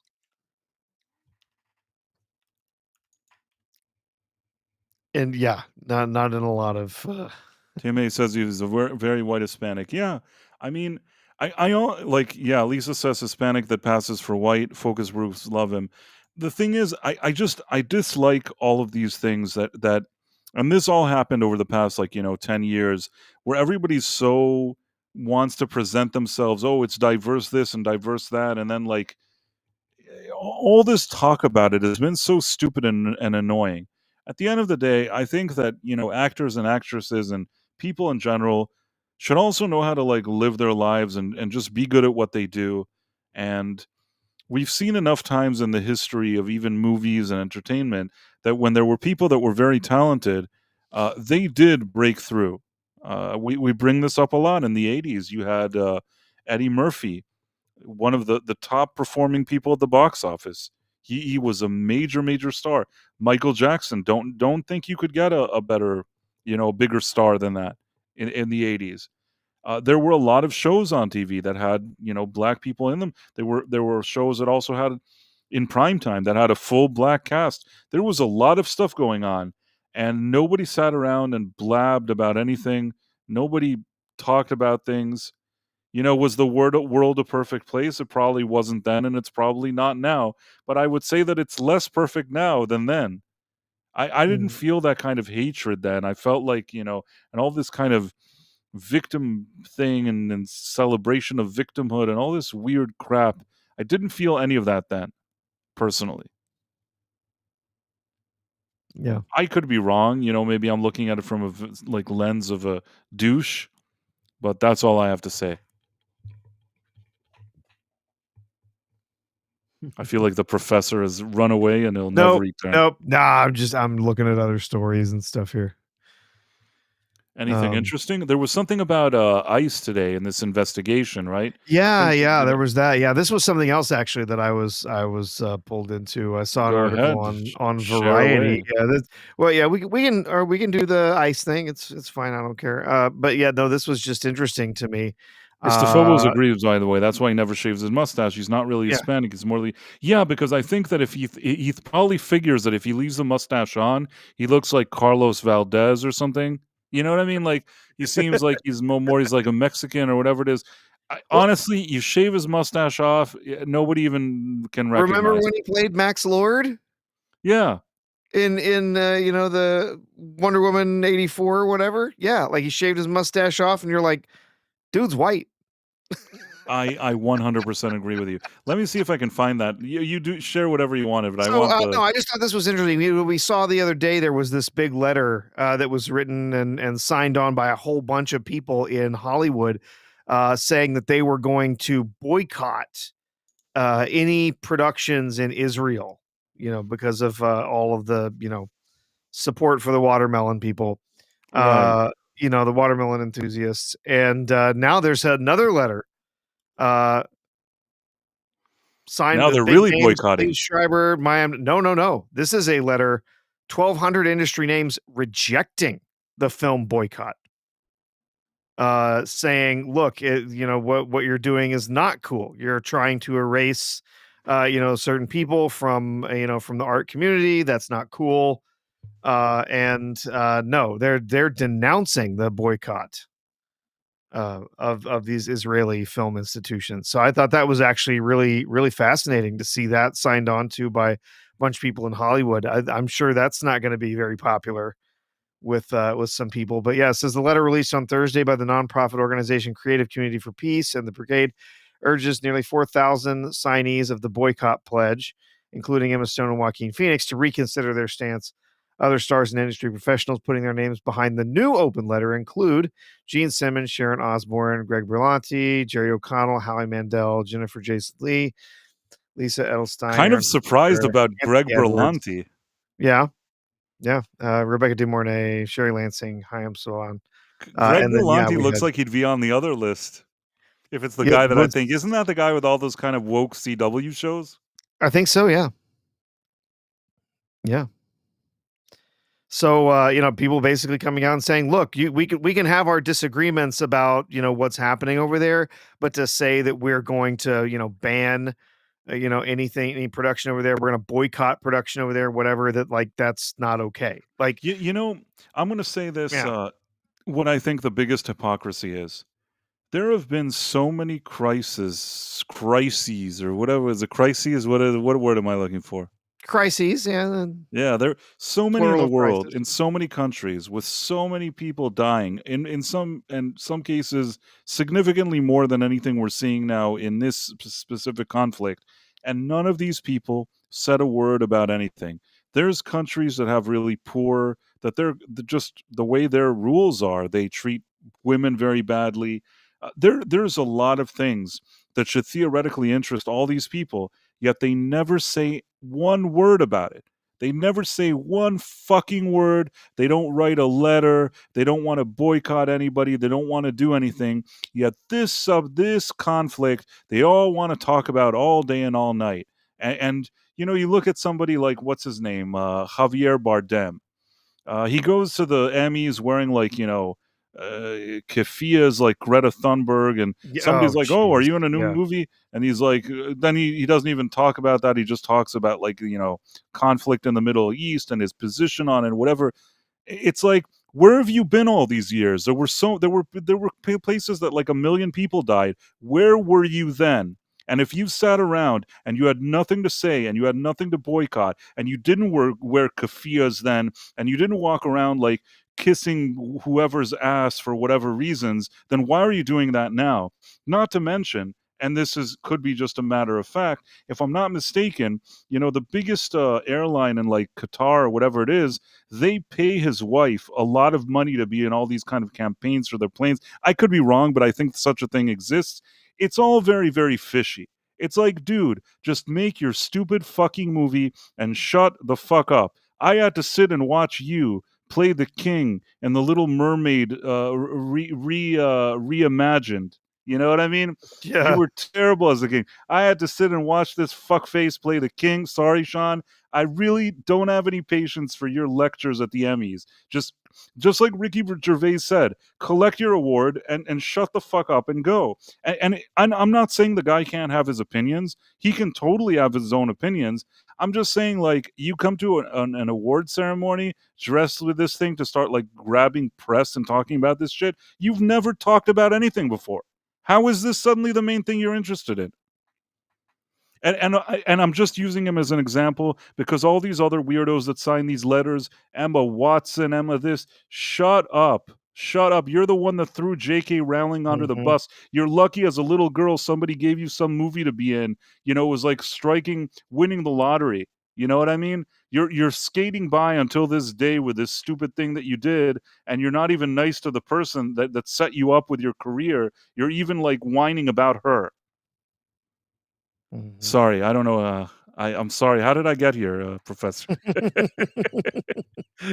I Someone was saying apologize it's to the audience. interesting. I don't know how I went off here. Yeah, someone say it's interesting that they didn't that Gal Gadot is not on this signing on this letter, but honestly, she does not seem like the type who would sign on to any of these kind of things. I think that she I'm sure she was asked. I'm sure they approached her. She does not seem like the type of person who would sign on to any kind of open letter thing like this. I think she's far too private about most of that stuff, but she's made it quite clear that she is supporting her home country of Israel when it comes to this stuff. So most of these people couldn't find Israel on the map, don't understand the conflict, have seen many other conflicts, yet, like the one in Syria where like 1 million people died and they didn't say a word. If you saw 1 million people die and you didn't say a word, I think that's pretty much like you get your,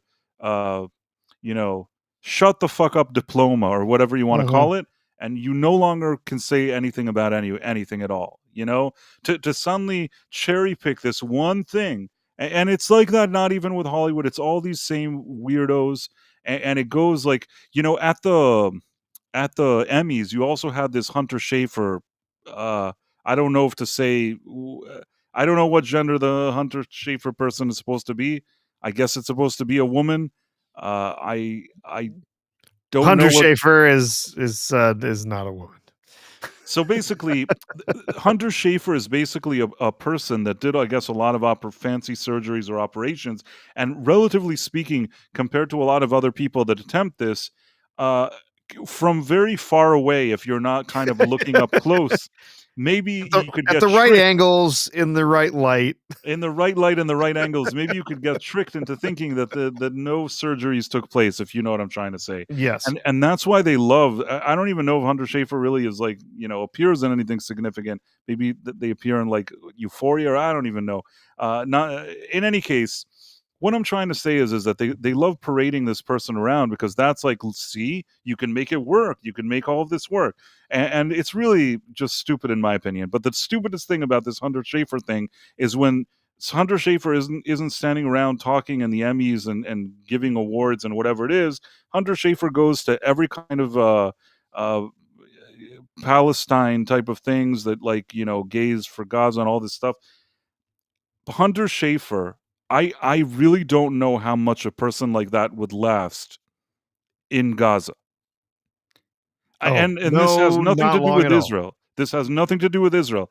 I don't know how well received Hunter Schafer, that goes to every type of like protest or whatever, and like stands around and chants and whatever. What are you chanting for?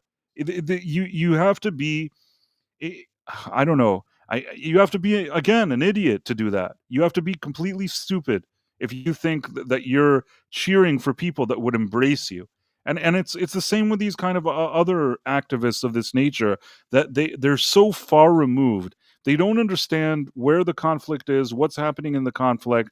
They don't understand. Usually they haven't read any history. They don't know anything. And all they know is that they think that because they're activists that support like LG rights or something, that somehow this falls into the same category. It does not. It doesn't fall into the same category. Not at all. But that's just my Elizabeth Quinn says the question is, which letter did Mel Gibson sign? I don't think he signed either of them. But yeah, so I'm actually impressed with the rather strong wording here. That we can move on. But says the pledge circulated under the banner of FilmWorks for Palestine is not an act of conscience. It is a document of misinformation that advocates for arbitrary censorship and the erasure of art. To censor the very voices trying to find common ground and express their humanity is wrong, ineffective, and a form of collective punishment. Damn.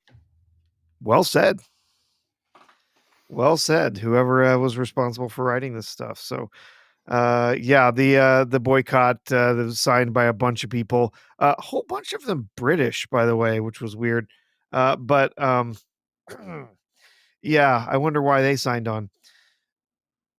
I'm glad to see that there's some people pushing back on this. So yeah, interesting. Yeah. I mean, it's all stupid. And by the way, also, this is just a stupid thing, but I'll just tell you this, and I'll stop talking. On the red carpet at the Emmys, what's his name? Javier Bardem was saying, "I'm never gonna," or afterwards he was saying he's never gonna do business. I think even there he said that he's already boycotted. He's not willing to do business with anybody that does business with Israel and whatever. And then you look, and F1 is playing in Israel. You know what I mean? Like, he said that he would never work with a distributor that would distribute a movie as his in Israel. But as he was saying it was at the same time distributing it. And if there's any kind of back end, he's probably making it. So if you're making money off of all this thing, you look like an even bigger fool than what you already look to begin with. It's best if you... I always say this, and I always say this about all this woke stuff and whatever that annoys me. If you and I were to open a hot dog stand, okay? We want as many people in the world to buy our hot dogs, correct? Absolutely. I want to sell my hot dogs to everybody. So if it's a person that voted one way or voted another way, or maybe likes this thing or has that preference, or likes men, likes women, I don't care about anything. As long as those people are standing in line and they want to buy those hot dogs, I will sell the hot dogs. Now, maybe in a private conversation, not publicly, you and I are sitting and you say, "Hey, what do you think about this? What do you think of that?" Maybe we'd have like a conversation about it. But when I'm there, selling these, hot dogs, and in general, if I become famous as like the number one hot dog seller in the world, and people from all walks of life want to stand there and buy my hot dog, that sounds kind of weird. But let's say that happens. I will understand the responsibility of it, and I'll do my best if that's my main source of income, and I'm like the number one hot dog person in the world. I'll try my best not to go around and lecture people every second, because you also have to be reasonable. If you're making, you know, $10-20 million a year, $30 million a year, whatever it is, and people see you as this kind of guy that they enjoy going to the theater watching you act in a movie, I think you really have to be mindful and think to yourself, do I really want to piss a bunch of people off? Now, you may say, well, you have to make a compromise. In order to make $30 million a year, you have to keep a lot of these opinions to yourself. And you know what? Totally worth it. I mean, it's too late for me now, and I don't think anybody's going to pay me $30 million a year. I'm not in that category, and I don't think that's going to happen. But if it was a situation where somebody walked in with a checkbook, like I said with Bob Iger walked into my living room now and said, here's a check for $30 million. Can you just like act in movies and not talk about politics? I'd say, yes, Bobby, thank you. I'm going to go cash that check. See ya. And yeah, I mean, it makes sense. Mm-hmm. It's $30 million. Yep. Yeah. Our hot dogs are available to all. We have some of the best hot dogs. Some of the with best the money to pay. Anyway. Yeah. I don't give my hot dog away for free.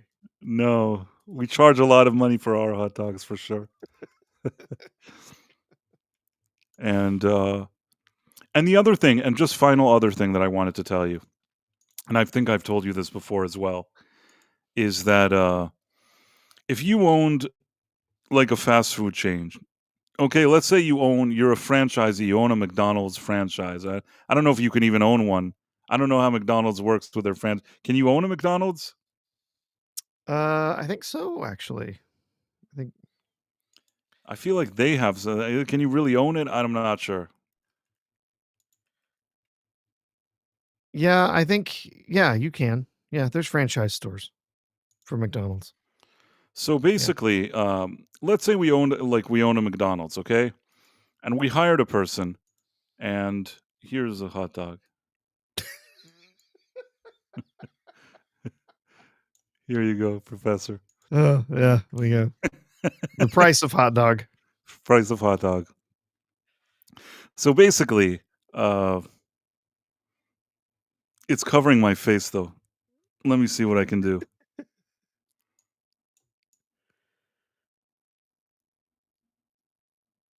Here. Hopefully this is better now, Professor. I have a roast beef sandwich. I don't have any hot dogs. That's okay. That's my Vex roast beef sandwich there. How is Vex? I barely see her. I feel like Vex is busy. She used to like Busy girl. listening to my voice while she falls asleep, but now she doesn't even do that. In any case, as I was saying, if we had a fast food restaurant, like we had a McDonald's, and we hired a guy, and that guy, every time like somebody bought a Big Mac, he would tell them about his opinions about the Middle East conflict. Said like, I want a Big Mac, I want fries, and he'd say, okay, here's your food, but before I give this to you, before I give this bag of takeout Big Mac, I want to tell you my opinion about the Middle East. Really important to me that you know all of my views. And only then he gives the person the Big Mac. And let's say like he does this every time somebody buys a Big Mac. How long would we keep this employee working for us? Oh, not long. 3 customers and he's fired. You know what I mean? Yeah. Like, we see this 3 times. And you know what? I'm going to tell you something. I don't even care what political opinion he has. It could be like that he loves one side of this conflict, loves another, loves both of them, loves neither. I don't care what his opinions are. He has to sell the burger and shut the fuck up. Aside from that, he's not getting paid to lecture them. That's why all the stuff with like LeBron James and Colin Kaepernick, and they're like, why? Like all these people need to see what we're thinking about the NFL, like blah blah blah, and the NBA. No, you guys get paid so much money. There's people that in entire lifetimes of theirs, their sons, their grandsons, their great grandchildren, you combine all the different generations' money, won't make what you guys are making in like a year. If you're in that position, and like I said, you know, there's the famous line that LeBron James said, what, you want me to shut up and dribble? Then the answer is yes, I want you to shut up and dribble. And it's the same with all these Hollywood people. There's nothing wrong with shutting up and dribble. If I knew how to play basketball and somebody gave me 30, 40, 50 million, I don't know what he gets a year, and somebody said, hey, we're giving you 50 million, but you have to shut up and dribble, I am shutting the fuck up and dribbling for $50 million. I'll do it. Mm-hmm. Not going to say a word. You know what? For $50 million, I'm not saying a word until, like, you can have a representative that'll explain to me when I can speak and when I cannot speak. Or if you want me to be kind of like a monk, what is it? Like the monk, the ones that don't speak, Yeah. Vow of silence. Vow of silence, the name of the rose, whatever it is. Actually, were they silent? I don't even remember. In any case, I remember it had Sean Connery and Christian Bale. Not Christian Slater. Sorry, Bale was not around yet. Slater and Connery, they were monks. I think they didn't talk, but who knows? Can't remember now. In any case, I guess what I'm saying is I agree to do the vow of silence. 50 million, I only talk when I'm on set or privately, like with friends and family. Walk out the door, somebody wants to talk to me, nothing. I don't say a word. For $50 million, done deal. Done deal. Yeah. That's just my yeah. That was the name of the rose you were thinking of, Price. The name of the rose. Did they talk in that movie? I can't even remember. Honestly, I haven't actually seen it. I've seen it once many years ago, and I can barely remember what went on there. People really liked that movie, but I don't know. It was kind of weird. I think there was like a murder, and there were these like monks there or something. Yeah, it was like they used reasoning to figure out the crimes or whatever. I know I've somebody's mentioned it on a different stream before. Didn't they just do a remake of it? I'm not sure, but Thornbirds equals PDFs. Thornbirds was a series. Did it have like Richard Chamberlain? Richard Chamberlain was in Thornbirds. No, I don't even know what that show. Didn't have like a priest in it. What did Thornbirds? Did it have a priest and it was with Richard Chamberlain? Professor? Oh gosh, I don't remember that one. The Thornbirds American miniseries or something like that. Let me do this. I'm going to share this with you right now. So it is a romantic drama television miniseries. It starred Richard Chamberlain. See? There you go. It had Richard Christopher Plummer in it. I didn't know that. Oh. But in any case, love Christopher Plummer. I'm pretty impressed with myself. I don't know what this has to do with PDF files, though. That's the only part that I didn't get. No. But Elizabeth Quince, I just wanted you to know I know what the Thornbirds are. Great series. I feel like I've watched this before, but I didn't watch all the parts of it. I think that years later, after this first aired, I actually saw it kind of in a repeat format, and I didn't catch all the episodes. There was just one episode, and I think I watched it because I had heard about it, and I'm like, oh, what is this? I have to see. I think there was a priest doing stuff. Maybe he was a naughty priest. Yeah, sorry. Will Chamberlain is a basketball player who used to play very well, and I think that he was very popular with the ladies. Putin's cat said that Chamberlain was gay, but I don't think that, not the basketball player. Maybe the actor was that, but I don't even know. I have no idea. But yes, you're right. I did. Yeah. I did. It was Will Chamberlain, and sorry, it was a late hour. It would have been strange if Wilt Chamberlain starred in this romantic drama miniseries, although probably entertaining. Yeah. Sounds good Barbara to me. Stanwyck is always evil. Yeah, that's probably true. And how did we get to talking about the Thornbirds again?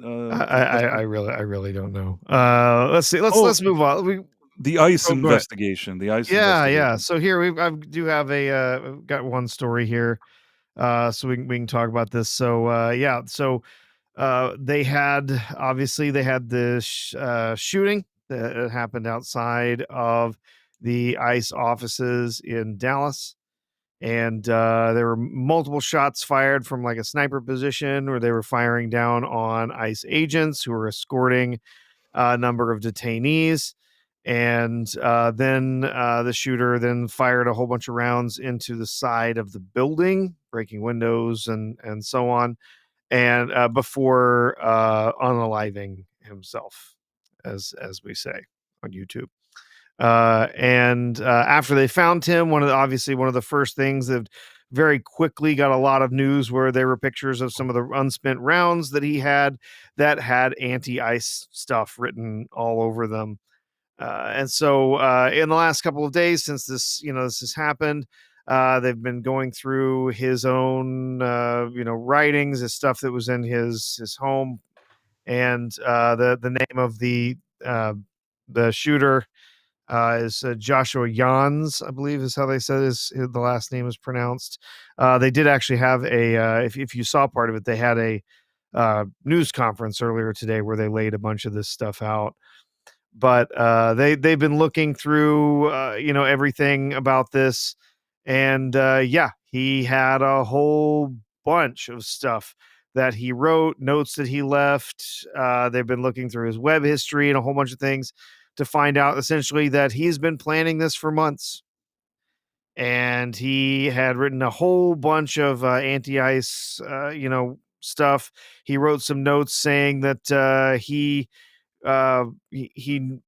wanted to hunt down, people who were ICE agents, and then he also said he knew there was a chance he might hit some of the the bystanders, the detainees that were there.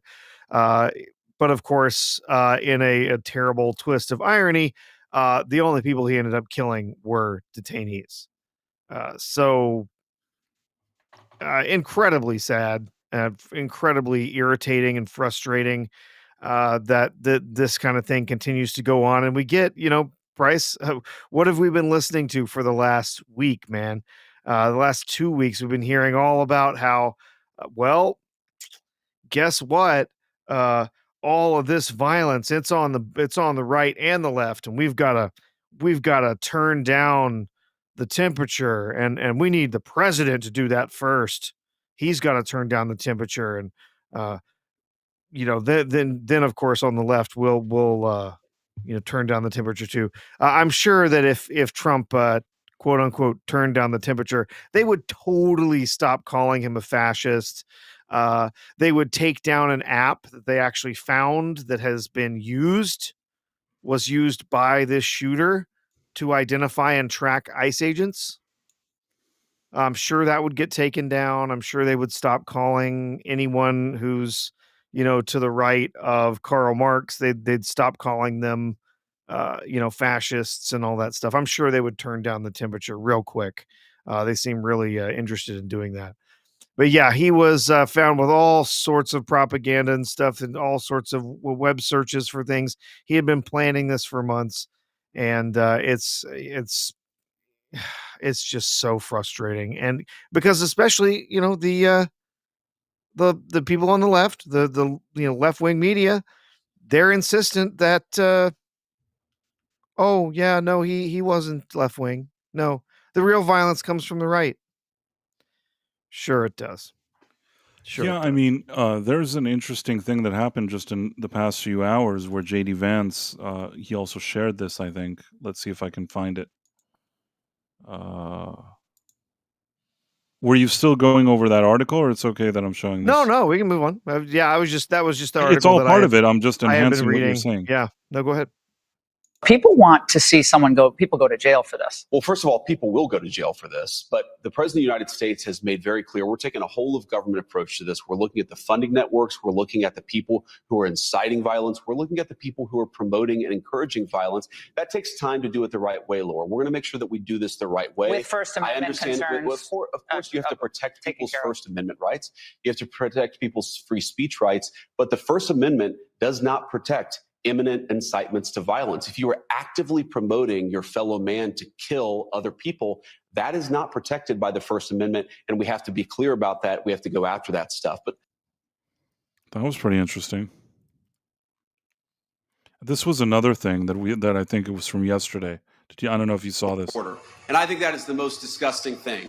The very people who keep us safe ought to be honored and protected and praised by Democrats and Republicans alike. It is time to stop the rhetorical assault on law enforcement. Because here's what happens. Because here's what happens when Democrats like Gavin Newsom did say that these people are part of an authoritarian government. When the left-wing media lies about what they're doing, when they lie about who they're arresting, when they lie about the actual job of law enforcement, what they're doing is encouraging crazy people to go and commit violence. You don't have to agree with my immigration policies. You don't have to agree with Donald Trump's immigration policies. But if your political rhetoric encourages violence against our law enforcement, you can go straight to hell, and you have no place in the political conversation of the United States of America. This is also. Oh, and have you heard the people who are saying about this a couple of days ago, sir? So I believe. Sorry, what were you saying? No, so there's people saying that what he came out and said that his saying, "Oh, these people can go straight to hell," that is incitement to violence. Now they're trying to pin it on him. Oh well, see, you turned up the rhetoric. See, you're saying go to hell is not the same thing as like we got to take them out. Like that is not the same thing. No, but this is how the left wing media. Of course, I already know this. You've been doing this. Yeah, I'm just saying, yeah, they're taking that statement and saying, oh, well, go to hell. See, what he's saying is that he wants people to go and eliminate these people so that they're in hell. No, that's absolutely, it's literally, it's a euphemism. It's a statement that's used in a lot of things. Go to hell. It means you can get lost, go away. It doesn't mean, oh, we're gonna end your life. That's not what it means. And it's so stupid for people to try and twist it in that way. Let's see what this is. I'm just curious. It was in Oregon where you had a federal building where there were men in black ski masks who were committing acts of violence, who were shutting down a government building. To the president's point, they don't come from nowhere. These are paid people. This is organized. They're committing acts of political terrorism on American soil. And it's time we had a government that looked out for the American people rather than the people who are committing violence against the American people. When you go out to Portland and you see what's happening in Portland, this is like nobody's ever seen anything like it every night. And this has gone on for years. They just burned the place down. And, the shop owners, most of them have left. But the few shops that are open, they just use plywood and just like 3/4 inch plywood. They don't put storefronts because they know it's going to be burned down. These are professional agitators. Right. These are bad people. And they're paid a lot of money by rich people, some of whom we know. I'm sure I know some. If I knew, I wouldn't associate because I'll be in trouble because Pam will say, why are you associating with this person? But I will tell you that these are bad people, and they're paying a lot of money, millions of dollars. But take a look at Portland sometime. These are crazy people, and they're trying to burn down buildings, including federal buildings. And on my list of things that I want to do before we finish up with the cities, because I think we're going to whip the cities back into shape, but we have to. We cannot let our cities, and that's a small example, but it's the most violent example. It's every night, and they've done it for years. You think maybe at some point they made their point, and what are they doing?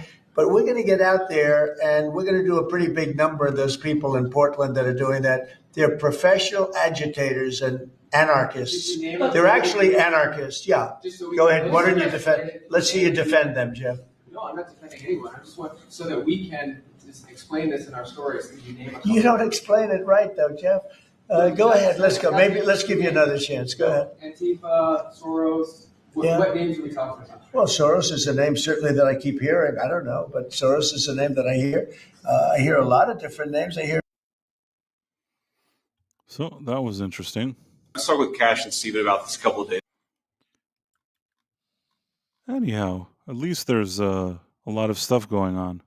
This is what I really hope. We've now had this declaration now coming from the administration that they're going to or have made Antifa groups.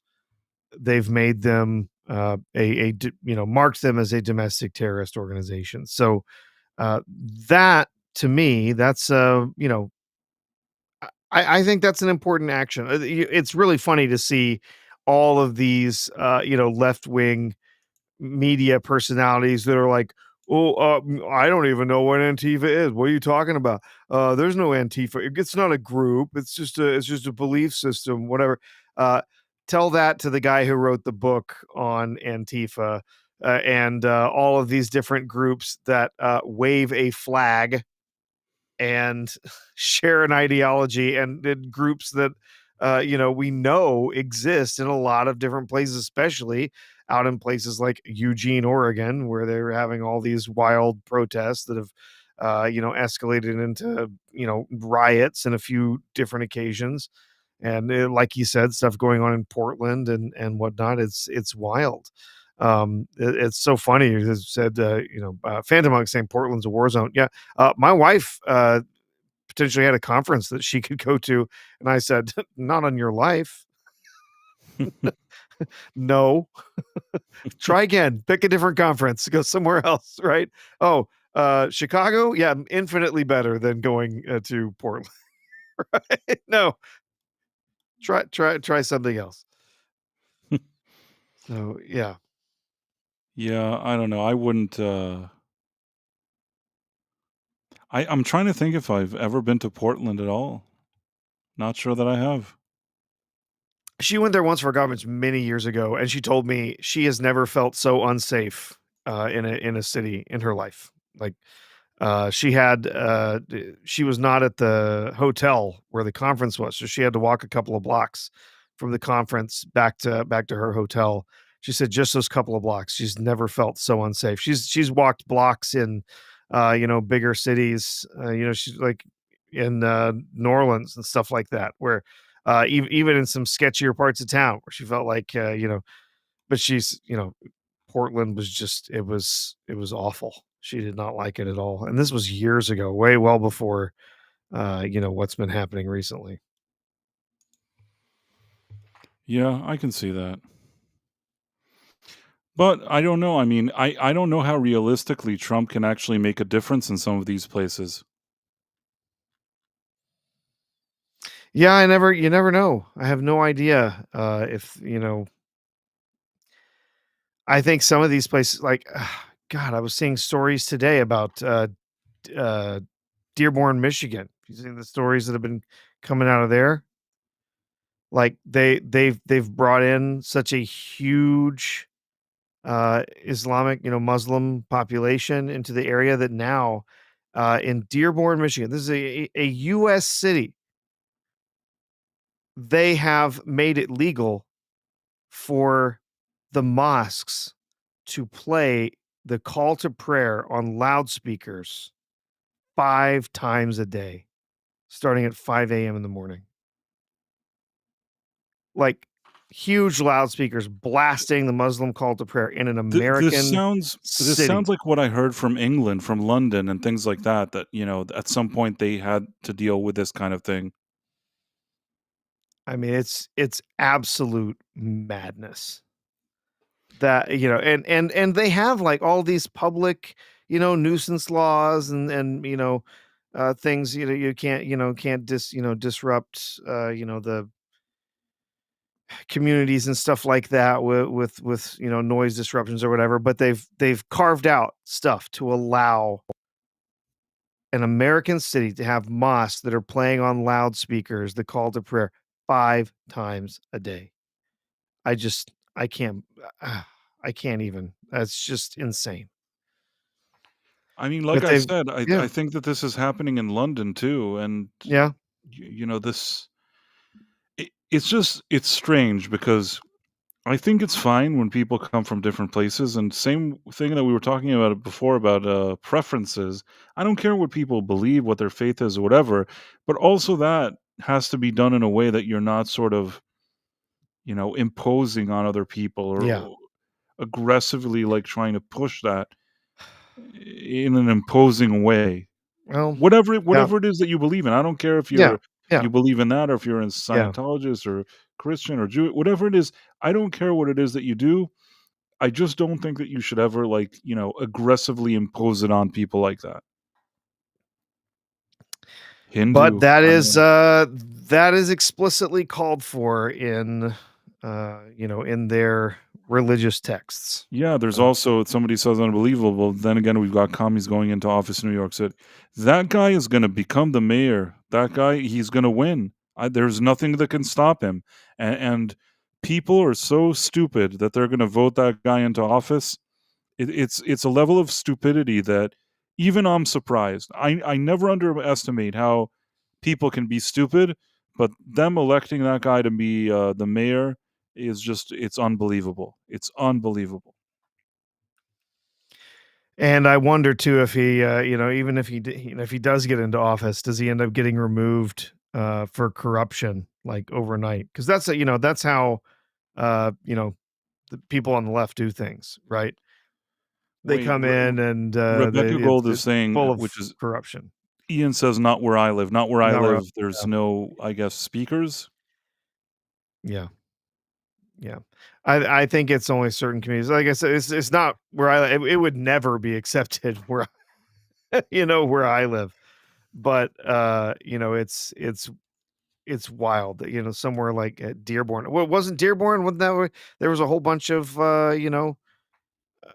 manufacturing and stuff in that area, like where they built cars and stuff in Dearborn? I can't remember, but yeah.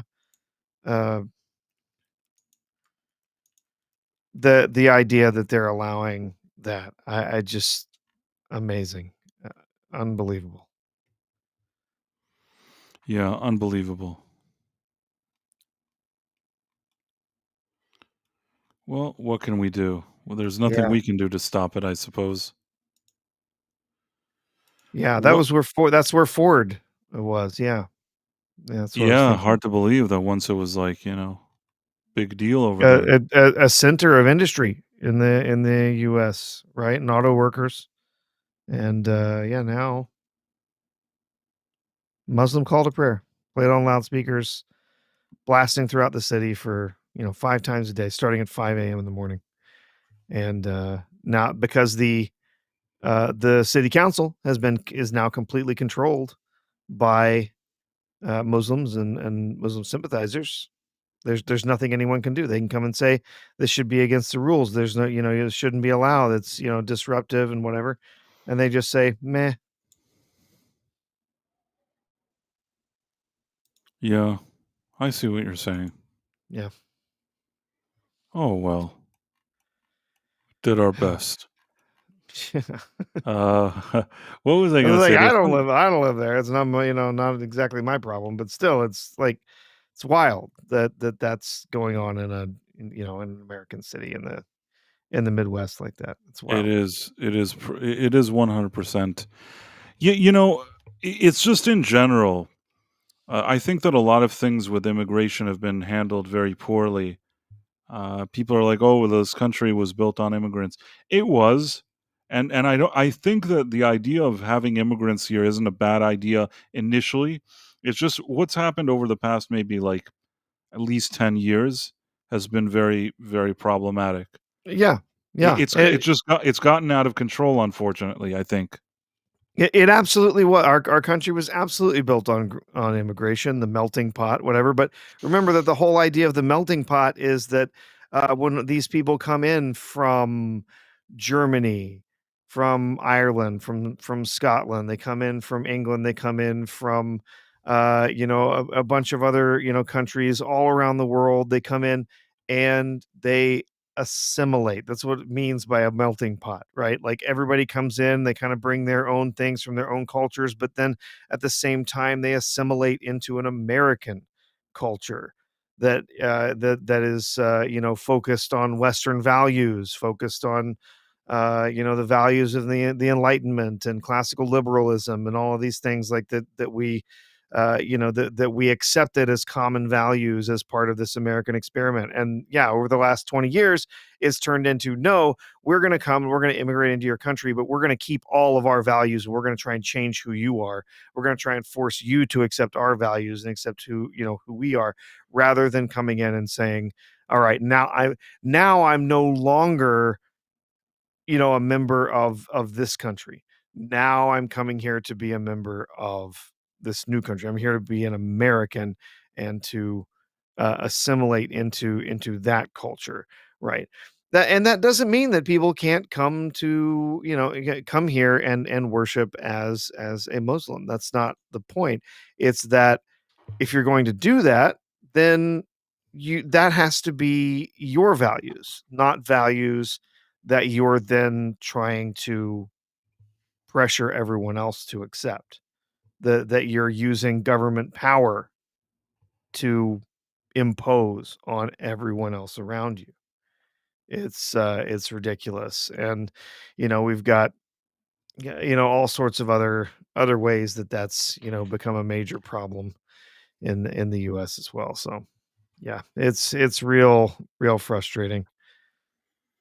A lot of administrations made a lot of mistakes. It's not just one that did They it, did, yeah. but somehow the previous administration, I think that there's enough things you could say that they didn't do well, but that was just a catastrophe. And the fact that they in the mainstream media until today pretend like it wasn't some catastrophe, that's even more embarrassing. Kamala Harris, we were looking at her videos that she was now writing this book about how she lost and why she lost and all this different stuff. I think that one of the top things that was very embarrassing was they said that she was the border czar. But then when they asked her why nothing happened with the border and so many people came through, she would just start stuttering and saying weird crap. She never had an explanation for it. She just starts cackling. And then she's like, no, now I'm really going to do the border stuff. It's like, lady, come on, you were the border czar. Like, if you, at least, here's the thing. If she would have come out and said, listen, somebody said that was my title. I didn't have any decision making because it was all like, other people doing it. I really couldn't get what I wanted done. Obviously, there's a problem at the border. And yes, I understand the optics of me being called the border czar. But in reality, I wasn't really given free reign to do what I wanted. Now I'm really going to do it. That's still bullshit, but at least that's bullshit where you have at least some explanation. She didn't say that. She would get asked that, and she pretended that nobody asked her anything. Like you said, she would cackle. Yep.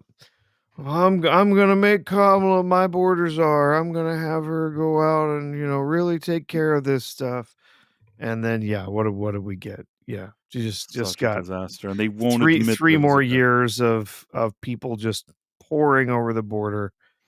Of the government setting up apps to accelerate the ability of people to get into the country, literally picking people up in countries on planes and flying them in. I mean, it was madness. It was absolutely insane. And to think that all of those people that they're like, oh well, no, they're all they're all asylum seekers. See, they're all gonna no. That's that's not how this works. That's not how our country was intended to work. That's not how immigration was intended to work. And No, not at I'll tell all. you, I know someone who's a naturalized citizen, and nobody is angry about this. Is as angry about this stuff as the people who went through the process and did everything they were supposed to do to get here, to get their green cards, to to be able to be a permanent resident and go through the It's a process of actually becoming an process. It American takes citizen. years to do this. It's time consuming. You have to have lawyers. You have to have you've got to do all sorts of stuff. They look into your background. It's invasive, right? And but these these people, they follow the rules and they did it. And nobody is is as angry as this stuff that they're like, they just decided that suddenly people could just skip the line. And not only that, but they let them in and they handed them free cell phones and they handed them EBT cards with thousands of dollars on it, and they put them up in hotels and all of this stuff. Like they're like, it's ridiculous. Like when I came here, I had as much money as I could possibly save to be able to get into the country. And then thankfully, I had a job lined up where I had a visa and I could start working, and I had to go through all of the process of becoming a permanent resident and everything. But they these other people, they're just like, yeah, sure, just Come on in. I just want to say, because a lot of people have said this, what Radio Streamer is saying, it was made to import enough people to count them on the U.S. Census and get more electoral votes and reps. Remember when they raised hell about including them when it fell under Trump's first term? Yep. Yeah. That was the plan. Yeah. It's not, some people say, oh, you're arguing it's replacement theory. I'm not saying that they brought them here to outbreed us. That's the whole replacement theory thing, right?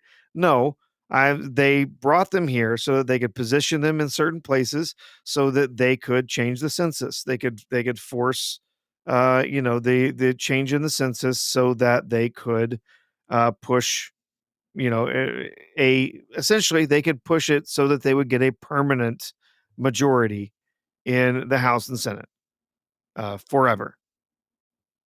And that's what that was their goal. That's what they were trying to do.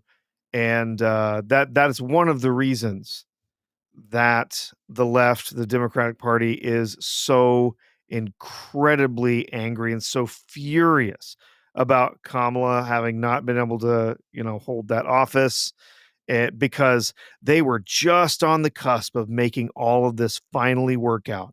All of the people that they pulled over here and they flew around, bust around in all these different places, they were just finally, if they could have kept that office for just a little bit longer, they would finally have had their permanent majority, and they would never have had to deal with us stupid Republicans or conservatives, whatever. They would never have to deal with anyone on the right again. They could put us in prison. They could lock us up for hate speech. They could do all sorts of stuff.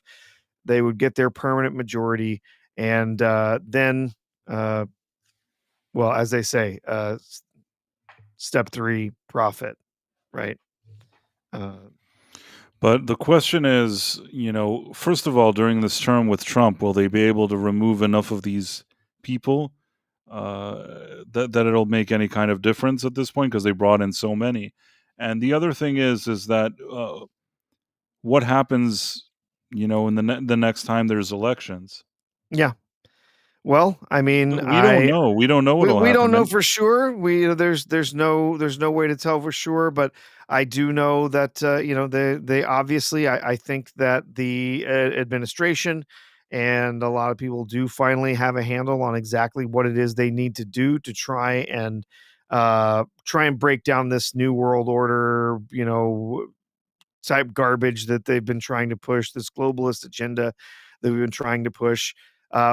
This whole thing with Antifa, making that a domestic terrorist organization. I love it, not because I think they're going to be going out and arresting a whole bunch of Antifa people, but because I think they're going to start putting people on the job of understanding and breaking down the funding networks that keep these people they're buying them body armor and buying them, all of this stuff. They're going to be able to start to break some of that down and potentially even seize funding that's going to some of these groups. That's what I'm hoping for, because that's where the real power is, right? It's the power is in these people who are shifting all of this money over to these anti-fascist quote unquote groups that are really just intended to disrupt social order. That's their whole point, essentially just to create chaos and make sure that any time that there's any kind of unrest anywhere, that they're in place to make things worse. And I really do hope that that's going to be where we're going with that over the next couple of years. I just the people who continue to just lose it over Donald Trump. I'm like, man, we haven't even gotten through year 1 of this of the second term, and you guys losing your minds. Because they've already gotten so much done. What do you think will happen with the midterms? As sad as it is to have lost Charlie Kirk, and as tragic as that is, I do think that incident has woken a lot of people up. I really do. I think it has a lot of people, not just, obviously there's been a lot of talk about how he's,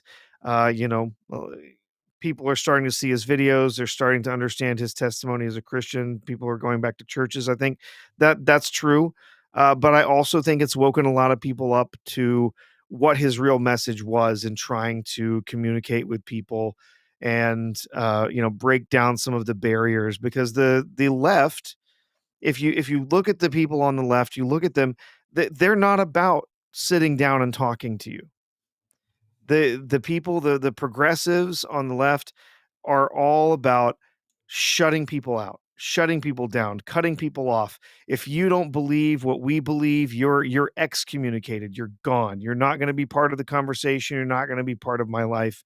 And Charlie Kirk and others like him, but Charlie Kirk was one of the best.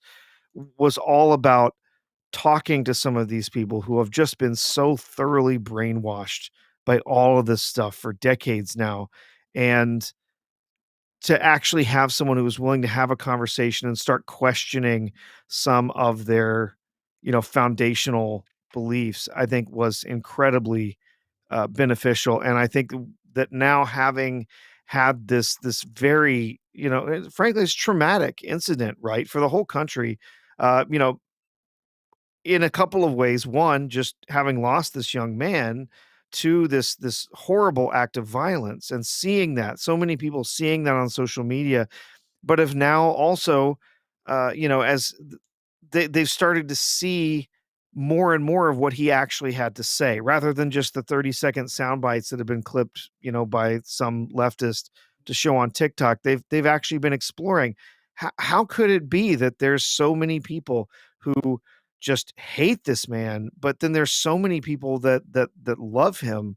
They would show up for this massive, funeral. The people that are saying, I'm Charlie Kirk now. I'm gonna be, I'm gonna start a new chapter of, Turning Point USA. I'm gonna go out and I'm gonna be the one to help spread the message now, because Charlie's not here to do it anymore.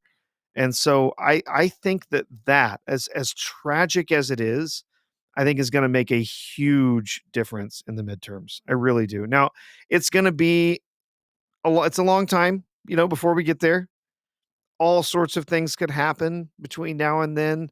I never want to say, yep, it's locked up. They've got a bunch of the left, bunch of the people, the progressives, they want to say, oh, there's no way Trump can hold the House. There's no way he can hold the Senate. There's going to be, oh, blue wave, whatever.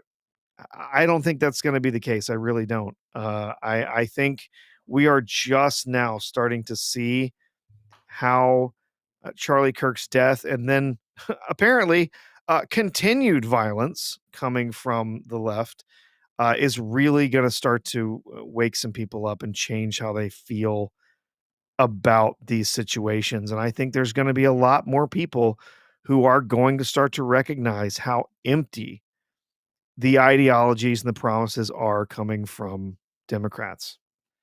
That they might claim they're the party of love and peace and all of this stuff, but when it really comes down to it, that's not who they are.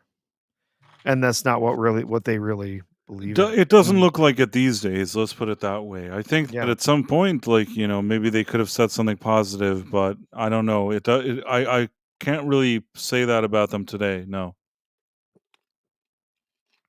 Yeah. But, I don't know. We'll have to And wait and not for see on many that. years, by the way, We'll know a lot more, going in, another 8 months or so. We'll have a better idea of what that's gonna look like, but we're already seeing there's been a few special races recently that have gone pretty well, for Republicans. Even if they didn't win, they were in an area where the Republican was significantly in, behind just in the vote there. We're already seeing, there's, I believe there's a vote for governor of, is it Pennsylvania? That I see? I don't know. I have to, might be wrong, but I was seeing, some of the early vote totals that have been coming in for some of the stuff that's coming up in another month, and a lot of those are looking really good for the Republican candidates, even in areas where typically they would not be performing well.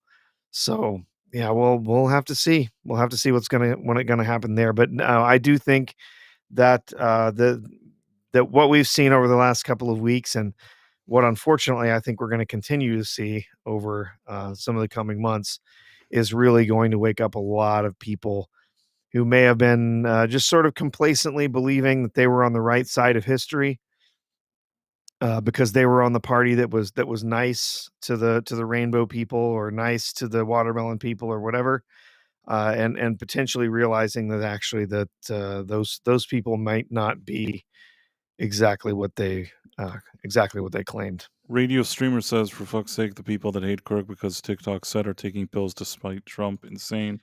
Oh God, yeah. Did you? I assume you heard the story. Istvo Yeah. was mentioning it earlier. The story of the pregnant woman. Was there who just a is- pregnant woman that took a bunch of pills to spite took a Trump? whole bunch of Tylenol to spite Trump? I have not heard any update on it other than I did. I saw some stuff about it. Essentially, yeah, took a whole bunch of pills and liver failure, and likely not only going to lose her but also going to lose her unborn child. And that's incredibly sad. And I was did watch a video specifically from a nurse who was talking about the whole situation, saying that she had seen someone die from had cared for someone dying from overdosing on Tylenol. It was someone who was trying to unalive themselves and decided to use acetaminophen as as their method, and ended up causing themselves to suffer from multiple organ failure. And they said it was a long and painful death for them, and that's what she was practically breaking down just talking about it, thinking about this young woman, why you go out and you do something so stupid and you destroy your life. I would imagine probably has other kids, has a husband probably, or at least a partner, goes out and does this stupid thing and ruins not just ends her life, but ends the life of her unborn child. And then, ruins the lives of, family members. It's incredibly, incredibly sad that people, they just have, I mean, I cannot understand having so much hatred for one man like that. Like, they just have so much hatred for Donald Trump that somebody comes out and says, "Hey, we're looking at some studies, and we think that perhaps it looks like there could be a positive connection here between taking acetaminophen during pregnancy and potentially increasing the rate of autism. So maybe it might be a good idea. We're going to recommend maybe you don't have acetaminophen while you're pregnant." And then taking that, what is essentially a really mild recommendation. I mean, I know you have dealt with this, Price, but I have. When my wife was pregnant with our children, there's a laundry list longer than both your arms of things that doctors say, don't take this stuff while you're pregnant. Right?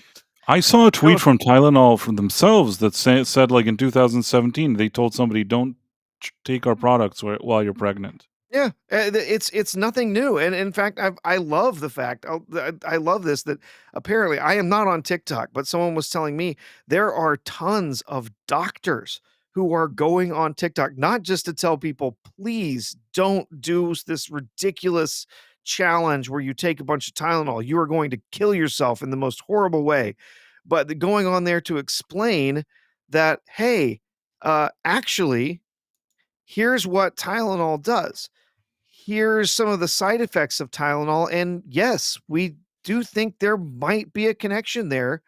And it probably is a good idea. And I have for years recommended to my patients not to take Tylenol when they're pregnant, not to take acetaminophen when they're pregnant, not because there's a perfect causal relationship where we can say, oh, they took acetaminophen and suddenly the kid is, autistic, but that there's potentially a connection there. There's some research that has showed possibly, that increases the rate the potential for the child to have ADHD or have autism or something of that nature. So maybe avoid that.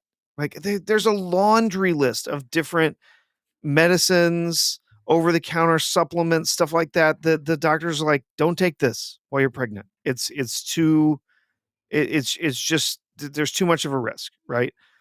And so it blows my mind that they're literally just coming out and saying something as simple as, hey, probably a good idea if you don't take this. There might be a chance it increases the risk of autism. And on top of that, my God, I was on Facebook earlier today and I just about lost my mind. There are all sorts of people out there saying, oh, well, is it so bad if Tylenol gives your kids autism? Because autism is a superpower. And I want to just Well, Tim slit Hayes my is wrist now. Tim Hayes has said something to you personally. He said Professor R2, they're not smart enough. They're emotional cripples, and that's why they have all that hatred. I mean, you're probably right. Yeah, there was something saw earlier. Just talking about, oh, is it so bad if your kids are autistic? Autism is a superpower. Oh my God.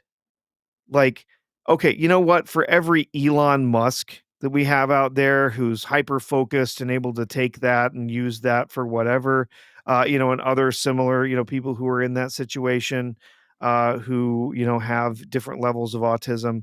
For every one of those, there are a dozen people with autism who are severely disabled. We know a family that has an autistic child on the severe level of the spectrum, nonverbal, you can't handle any tasks on their own, has all kinds of medical issues, has all kinds of emotional issues.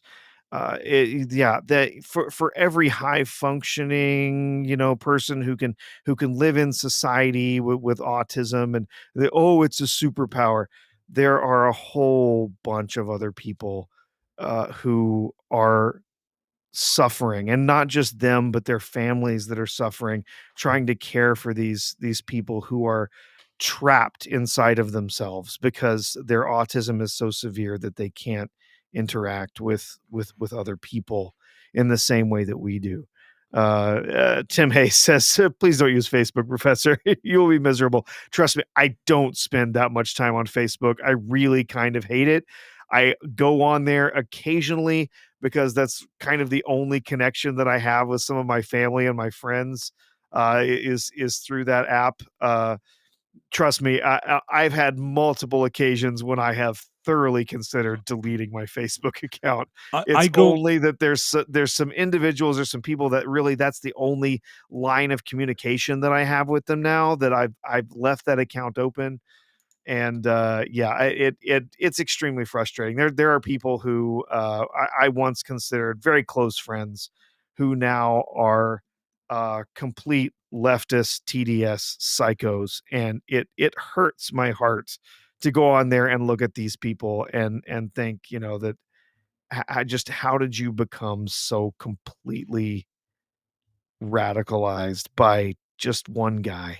You know what It's crazy. You know the funny thing about Facebook is that I'm the exact opposite of what I am, because on Facebook I'm really me. It's like my real identity, and like you said, old friends and things like that.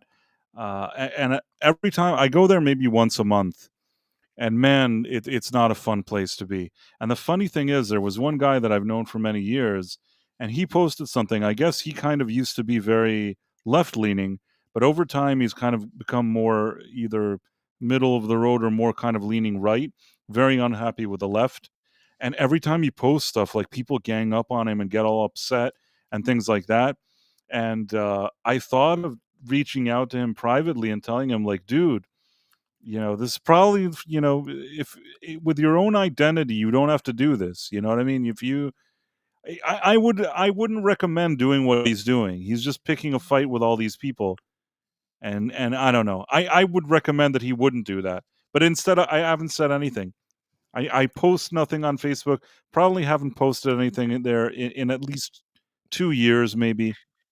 Yeah. Oh, yeah. I posted. I think the first thing I've posted in ages, just after Charlie Kirk's passing, As far as because the I was already seeing some just disgusting ugliness from people.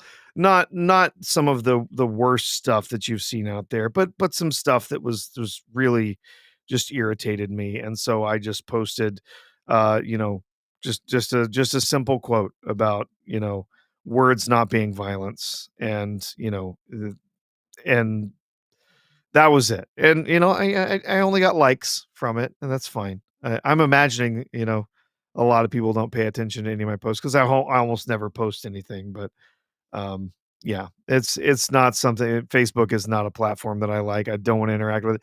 Every time you go on now, there it tries to get you to go on threads and stuff like that. It's like, no, get Threads the seems like a hell out. joke. But No. I wanted to answer what you and Adam Gray were talking about here with the superpower Yeah. PS that pisses you off so much. I think people saw Rain Man and they think that every guy with autism is like Rain Man because he can count Oh my things and god. you can Yeah. take him to the casino. In the real world, though, it doesn't work that way, No. and Yeah, people like I should said. really not do stupid things like that. Yeah. No, no. And like I said, there's absolutely. There are people. Someone in the chat was saying high functioning, people with autism. Yeah, absolutely. There are Elon Musks out there. There are other people that are on that spectrum of autism who are able to function very well. They're able to sort of harness some of their neurodiversity, if I can pronounce it, and actually be very successful in what they're doing. But there are also many people out there who have to live their lives daily with people who are suffering with autism. It you know, and it just drives me nuts to see this stuff about autism as a superpower thing. It's crazy. It's the most, to me, it's wildly insensitive to the people that actually have to live with and care for, some of these people, who are they're humans just like we are, but they're trapped inside of themselves. They're not able to interact with the world the same way we do, and it drives me crazy. Yeah. Totally. Uh, on a brighter note, Yeah. there was something with that ghost of Yotei, and I don't even know much about it, but I think it came out or something. Yeah, or I think it's out for reviews already. I don't know if it's out to play yet. I But think I maybe think the that like reviews landed IGN that loves it. IGN thinks it's a IGN. Oh yeah, no, I did see that IGN gave it an 8. So it's an IGN 8. So let's see. I bet I can find a tweet about this real quick here. Yeah, I was wondering if you thought that these reviews seemed suspicious or something. They seem like the Oh usual well, band of always clowns. Yeah. So this. Oh, okay. So yeah, this is the one I saw from Grums earlier today. Here, I'll share this one. Okay. If it'll let me here. Okay. Yeah. It says, "Oh no, Ghost of Yotei, what are you doing?" Because it got an 8 from IGN instead of the 9 that they gave to the absolute failure of a game, Dragon Age Veilguard, which was, of course, this was the one with the character who is a transformer and spends the whole game telling everyone about how she's a transformer. And which ridiculous. Yeah, what's the actual little a predictable but well executed story takes you through Ghost of Yotei's gorgeous landscapes and satisfying fluid action. It may not be revolutionizing open world games, but it's a great distillation of samurai fantasy. Okay. I'm not sure how it's a samurai fantasy when the central character is a woman, but okay. Sure. But yeah, I got an 8, scoring lower than Dragon Age Veilguard. So apparently, some people were joking that, oh, they must not have put enough gay and Transformer stuff in it. They didn't put enough diversity in there to make IGN happy, but apparently it's still quite the mess. I'm wondering when the actual release of that is for PlayStation. if that was today or if it's Friday. Let's see.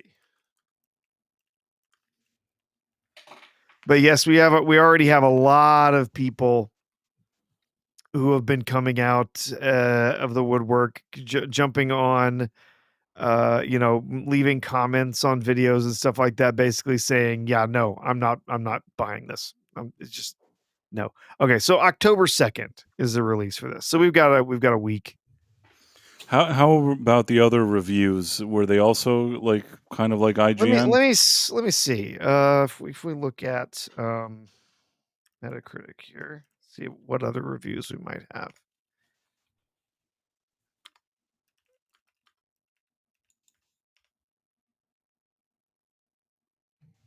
Ghost of Yotei will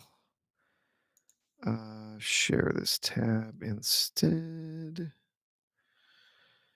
So right now looks like 87. Of course, we get some stupid nobody site that nobody cares about giving it 100. Always going to be a few of those in there. I'm sure they had no incentive to give this 100.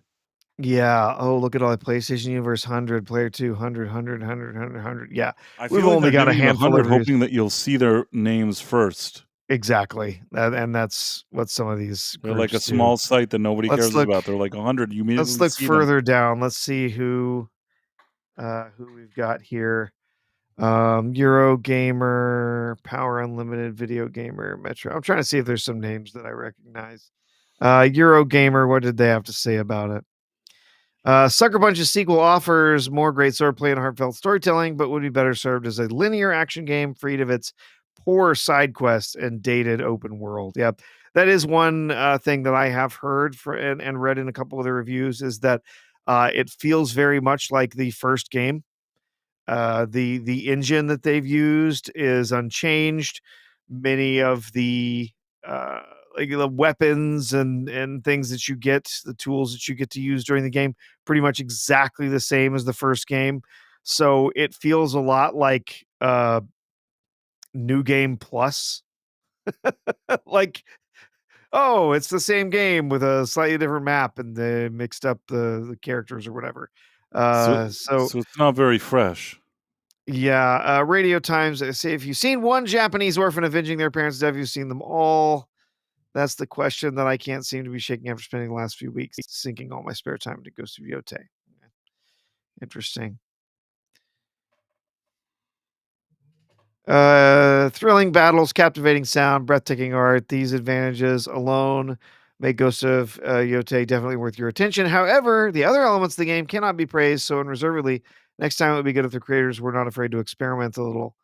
Yeah, so that again kind of follows up what I've kind of seen in a few other quick little reviews that I've read, that it just doesn't feel like they really tried to do something new here. They kind of took the exact same engine with a lot of the same physics and some of the same problems that they had with the previous engine and just sort of slapped a new character in it and built it on a new map. And so when it comes to the actual gameplay itself, it's kind of repetitive. Kind of the same thing we got in the first game. Not that that's a huge issue. The first game I thought was incredibly good. I really did enjoy the first game a lot. But this one's a no buy for me. I'm going to be non-binary for this game. Fair enough.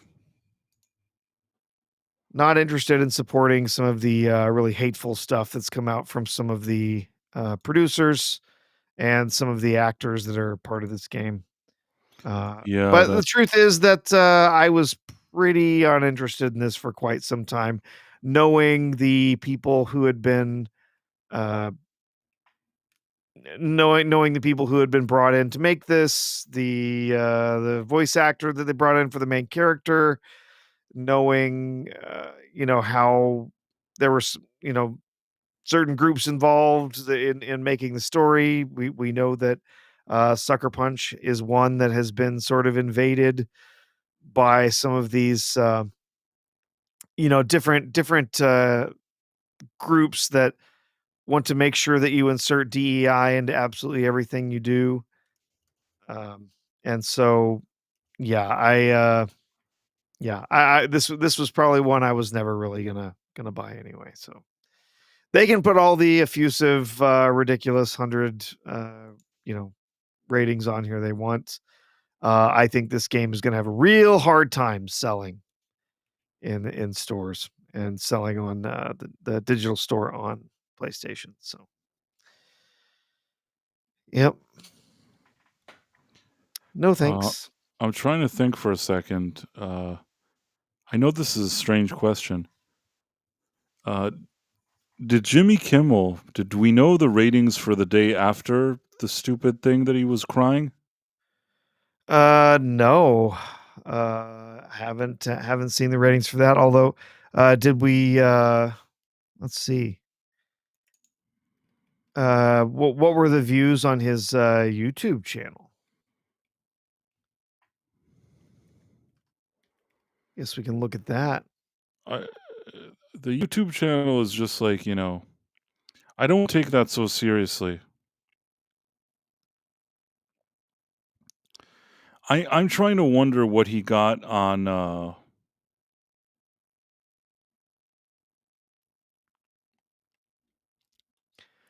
So his yeah, Which just day looking at did he the come back YouTube, on Tuesday? just looking at the YouTube channel, he got his, a number. Some of his videos would get 4-5 million views before this whole thing sort of went down. And then he has some of his videos after he came back, like 7 million views. The stuff that he's posted since yesterday, most of them aren't even breaking a few thousand views. But yeah, there are a few. Of course, all the ones that literally feature the word Trump in the title of the video, those have more viewers than the rest. So that shows you who who's actually watching this channel and who's interested in the content that Jimmy has for the rest of us. So Yeah, I yuck. don't see anything special with all the other stuff. It's like, sure, I guess. I'm trying to see videos. Okay, latest.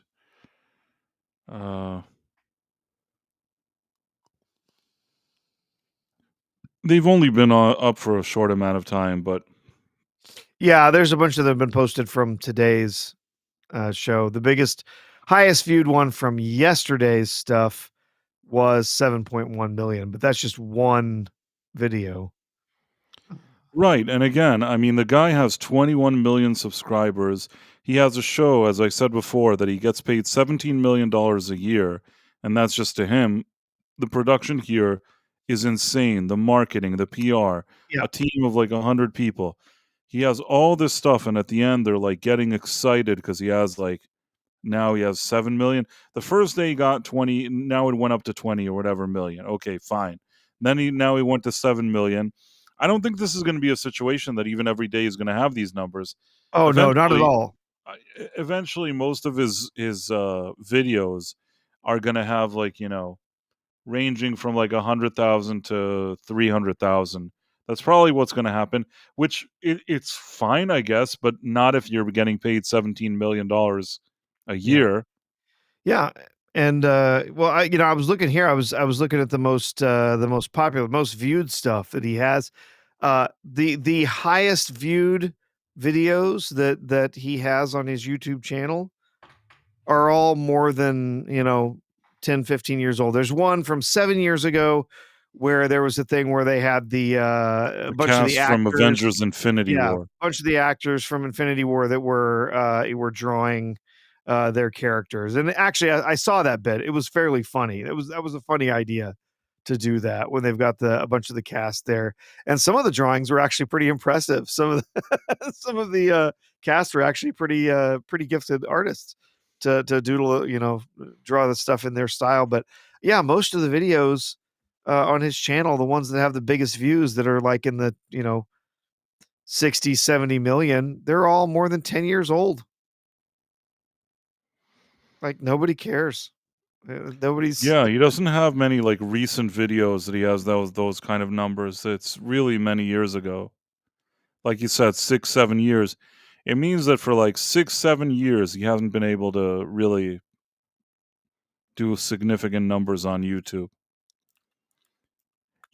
The most important thing that happened to him, that he fought with a U.S. president or whatever. Well, that's the story they want to tell about it anyway. He fought with a U.S. president. Yeah.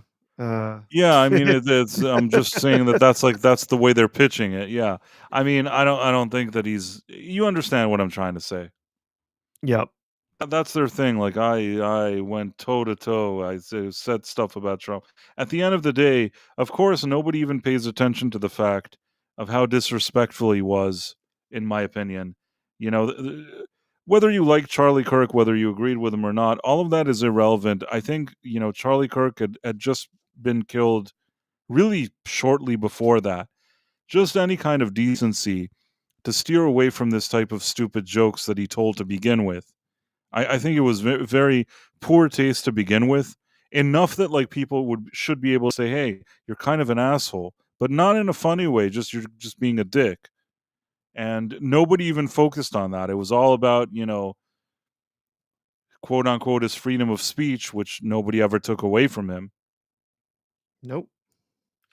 I do want to say this, and you can take it with a grain of salt. I have heard from people, even people that understand stuff a little more lawyerly, that there is one scenario that perhaps we don't realize that happened with Jimmy Kimmel, and it is starting to make sense to me. I don't know if people have said it in other places, but I can tell you this. Are you with me? Mm-hmm. And this will be our final thing, is that it's possible that he actually, before he goes on the air, has to show Disney what he's said and done. It all gets cleared. So some lawyer at Disney cleared that thing that he did in that episode. That stuff that he said with the kid and the MAGA and all that, somebody cleared that. A lawyer. Somebody looked at it and said, you could say this. And then when it backfired, they're like, okay, we'll suspend him. But at this point, if they cleared him to say that, he could go to them and say, wait a minute, if you cleared it, I didn't do anything wrong. And then that could potentially become like another legal issue. Mm-hmm. So Yeah. interesting. It's interesting to know, I don't know if we'll ever find out exactly. Interesting to find out what happened behind the scenes, because if somebody cleared him to say what he said, that would be another issue. But who knows? Well, I guess we'll never know. 6 says, I'm with you, Price. I'm right outside your window. I don't know what that means, but you know what? Just finished her dinner over at Outback Steakhouse. And, you know what? I would be very happy if you were outside my window. I would graciously invite you to come in through the front door, and we could hang out and talk about the weather. The same lawyers that have won so many cases for Disney these past few years, I don't know, but theoretically, somebody needs to clear what he says on his show. It's not so easy that he just says whatever he wants. And the only thing is, if let's say they didn't clear for him to say it and then he said it, then there would be grounds to fire him. So I tend to think that he actually did get it cleared. Somebody in Disney may have lost their jobs. Maybe they did, maybe they didn't. But it puts Disney themselves in a problematic situation. In any case, you said to Professor, are you with me? I see. I say that so sometimes. Six was letting you know. Six was letting you know she's with you. Just, I just wanted to make sure the professor was awake. Granola Grin, Theo Von likes to look at people eating outside of their windows. I believe that. He does have this kind of smirky grin all the time. I don't know what he's grinning about so much. But I guess, Professor, we've brought this show to its natural conclusion tonight. Yes, yes. Well, here I've got some names for you from our Rumble chat, and then I will shout out our friends over on YouTube. Okay. I didn't forget any super chats or anything, right? Not that I saw. Professor, okay, so you sent this. It's to Phobos, Elizabeth Quince, Phantom Monk, Empress NM, Double R Star, React Reach M842, Long Live Liberty, Radio Streamer, Dude Bros F420, cheers, Pure Blood Based Berserker. Yep. And yeah, a bunch of regulars hanging out over there tonight. It's great to see all of you there with us tonight. Absolutely. And then let's see, over on YouTube, we had Adam Gray, Badfoot, Caleb Levine, Empress NM, Erwin Sentient Potato, stopped in for a bit. Glade Riven is Dangerously Sober.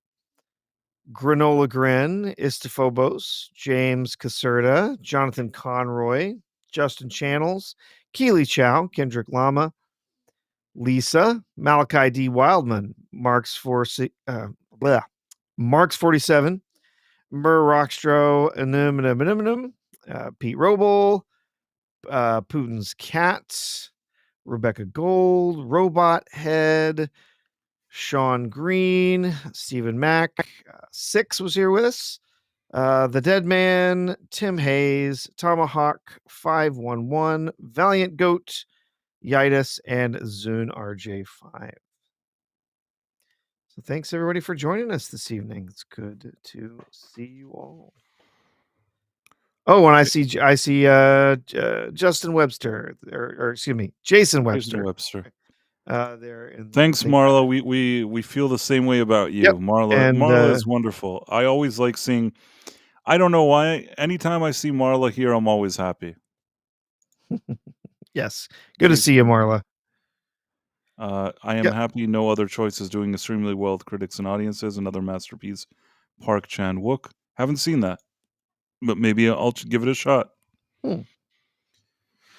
Anyhow, good night to everybody, and we'll see you here. Today is Thursday, so we'll see you here on Tuesday, as we always do, Tuesday and Thursday at 11:45 p.m. Eastern on the Night Owl. Yep. Do believe tomorrow night be joining Adam and Babs and Smilex and the rest of the B-Sides crew over on the B-Roll Stage channel for B-Sides Friday evenings 9 p.m. Eastern, riffing, doing some live riffing on something, TV, movies, something new. I'm not sure what we're going to do this time around, but we will be having a little fun together, hanging out on Friday evening. So I welcome to join us over there again. B-Roll Stage on Rumble and on YouTube at 9 p.m. Eastern. You should definitely check that out. That's a really great show. So if you haven't given it a chance yet, you should definitely do it. So just wanted to throw that out there. And I guess we'll see you, as far as I'm concerned, I'll see you on Tuesday, but you should also make sure tomorrow to check out this B-Roll Stage thing. Yes. All right. All right. Yeah, that does it, Price. Okay. Good evening, everybody. Take care. Bye.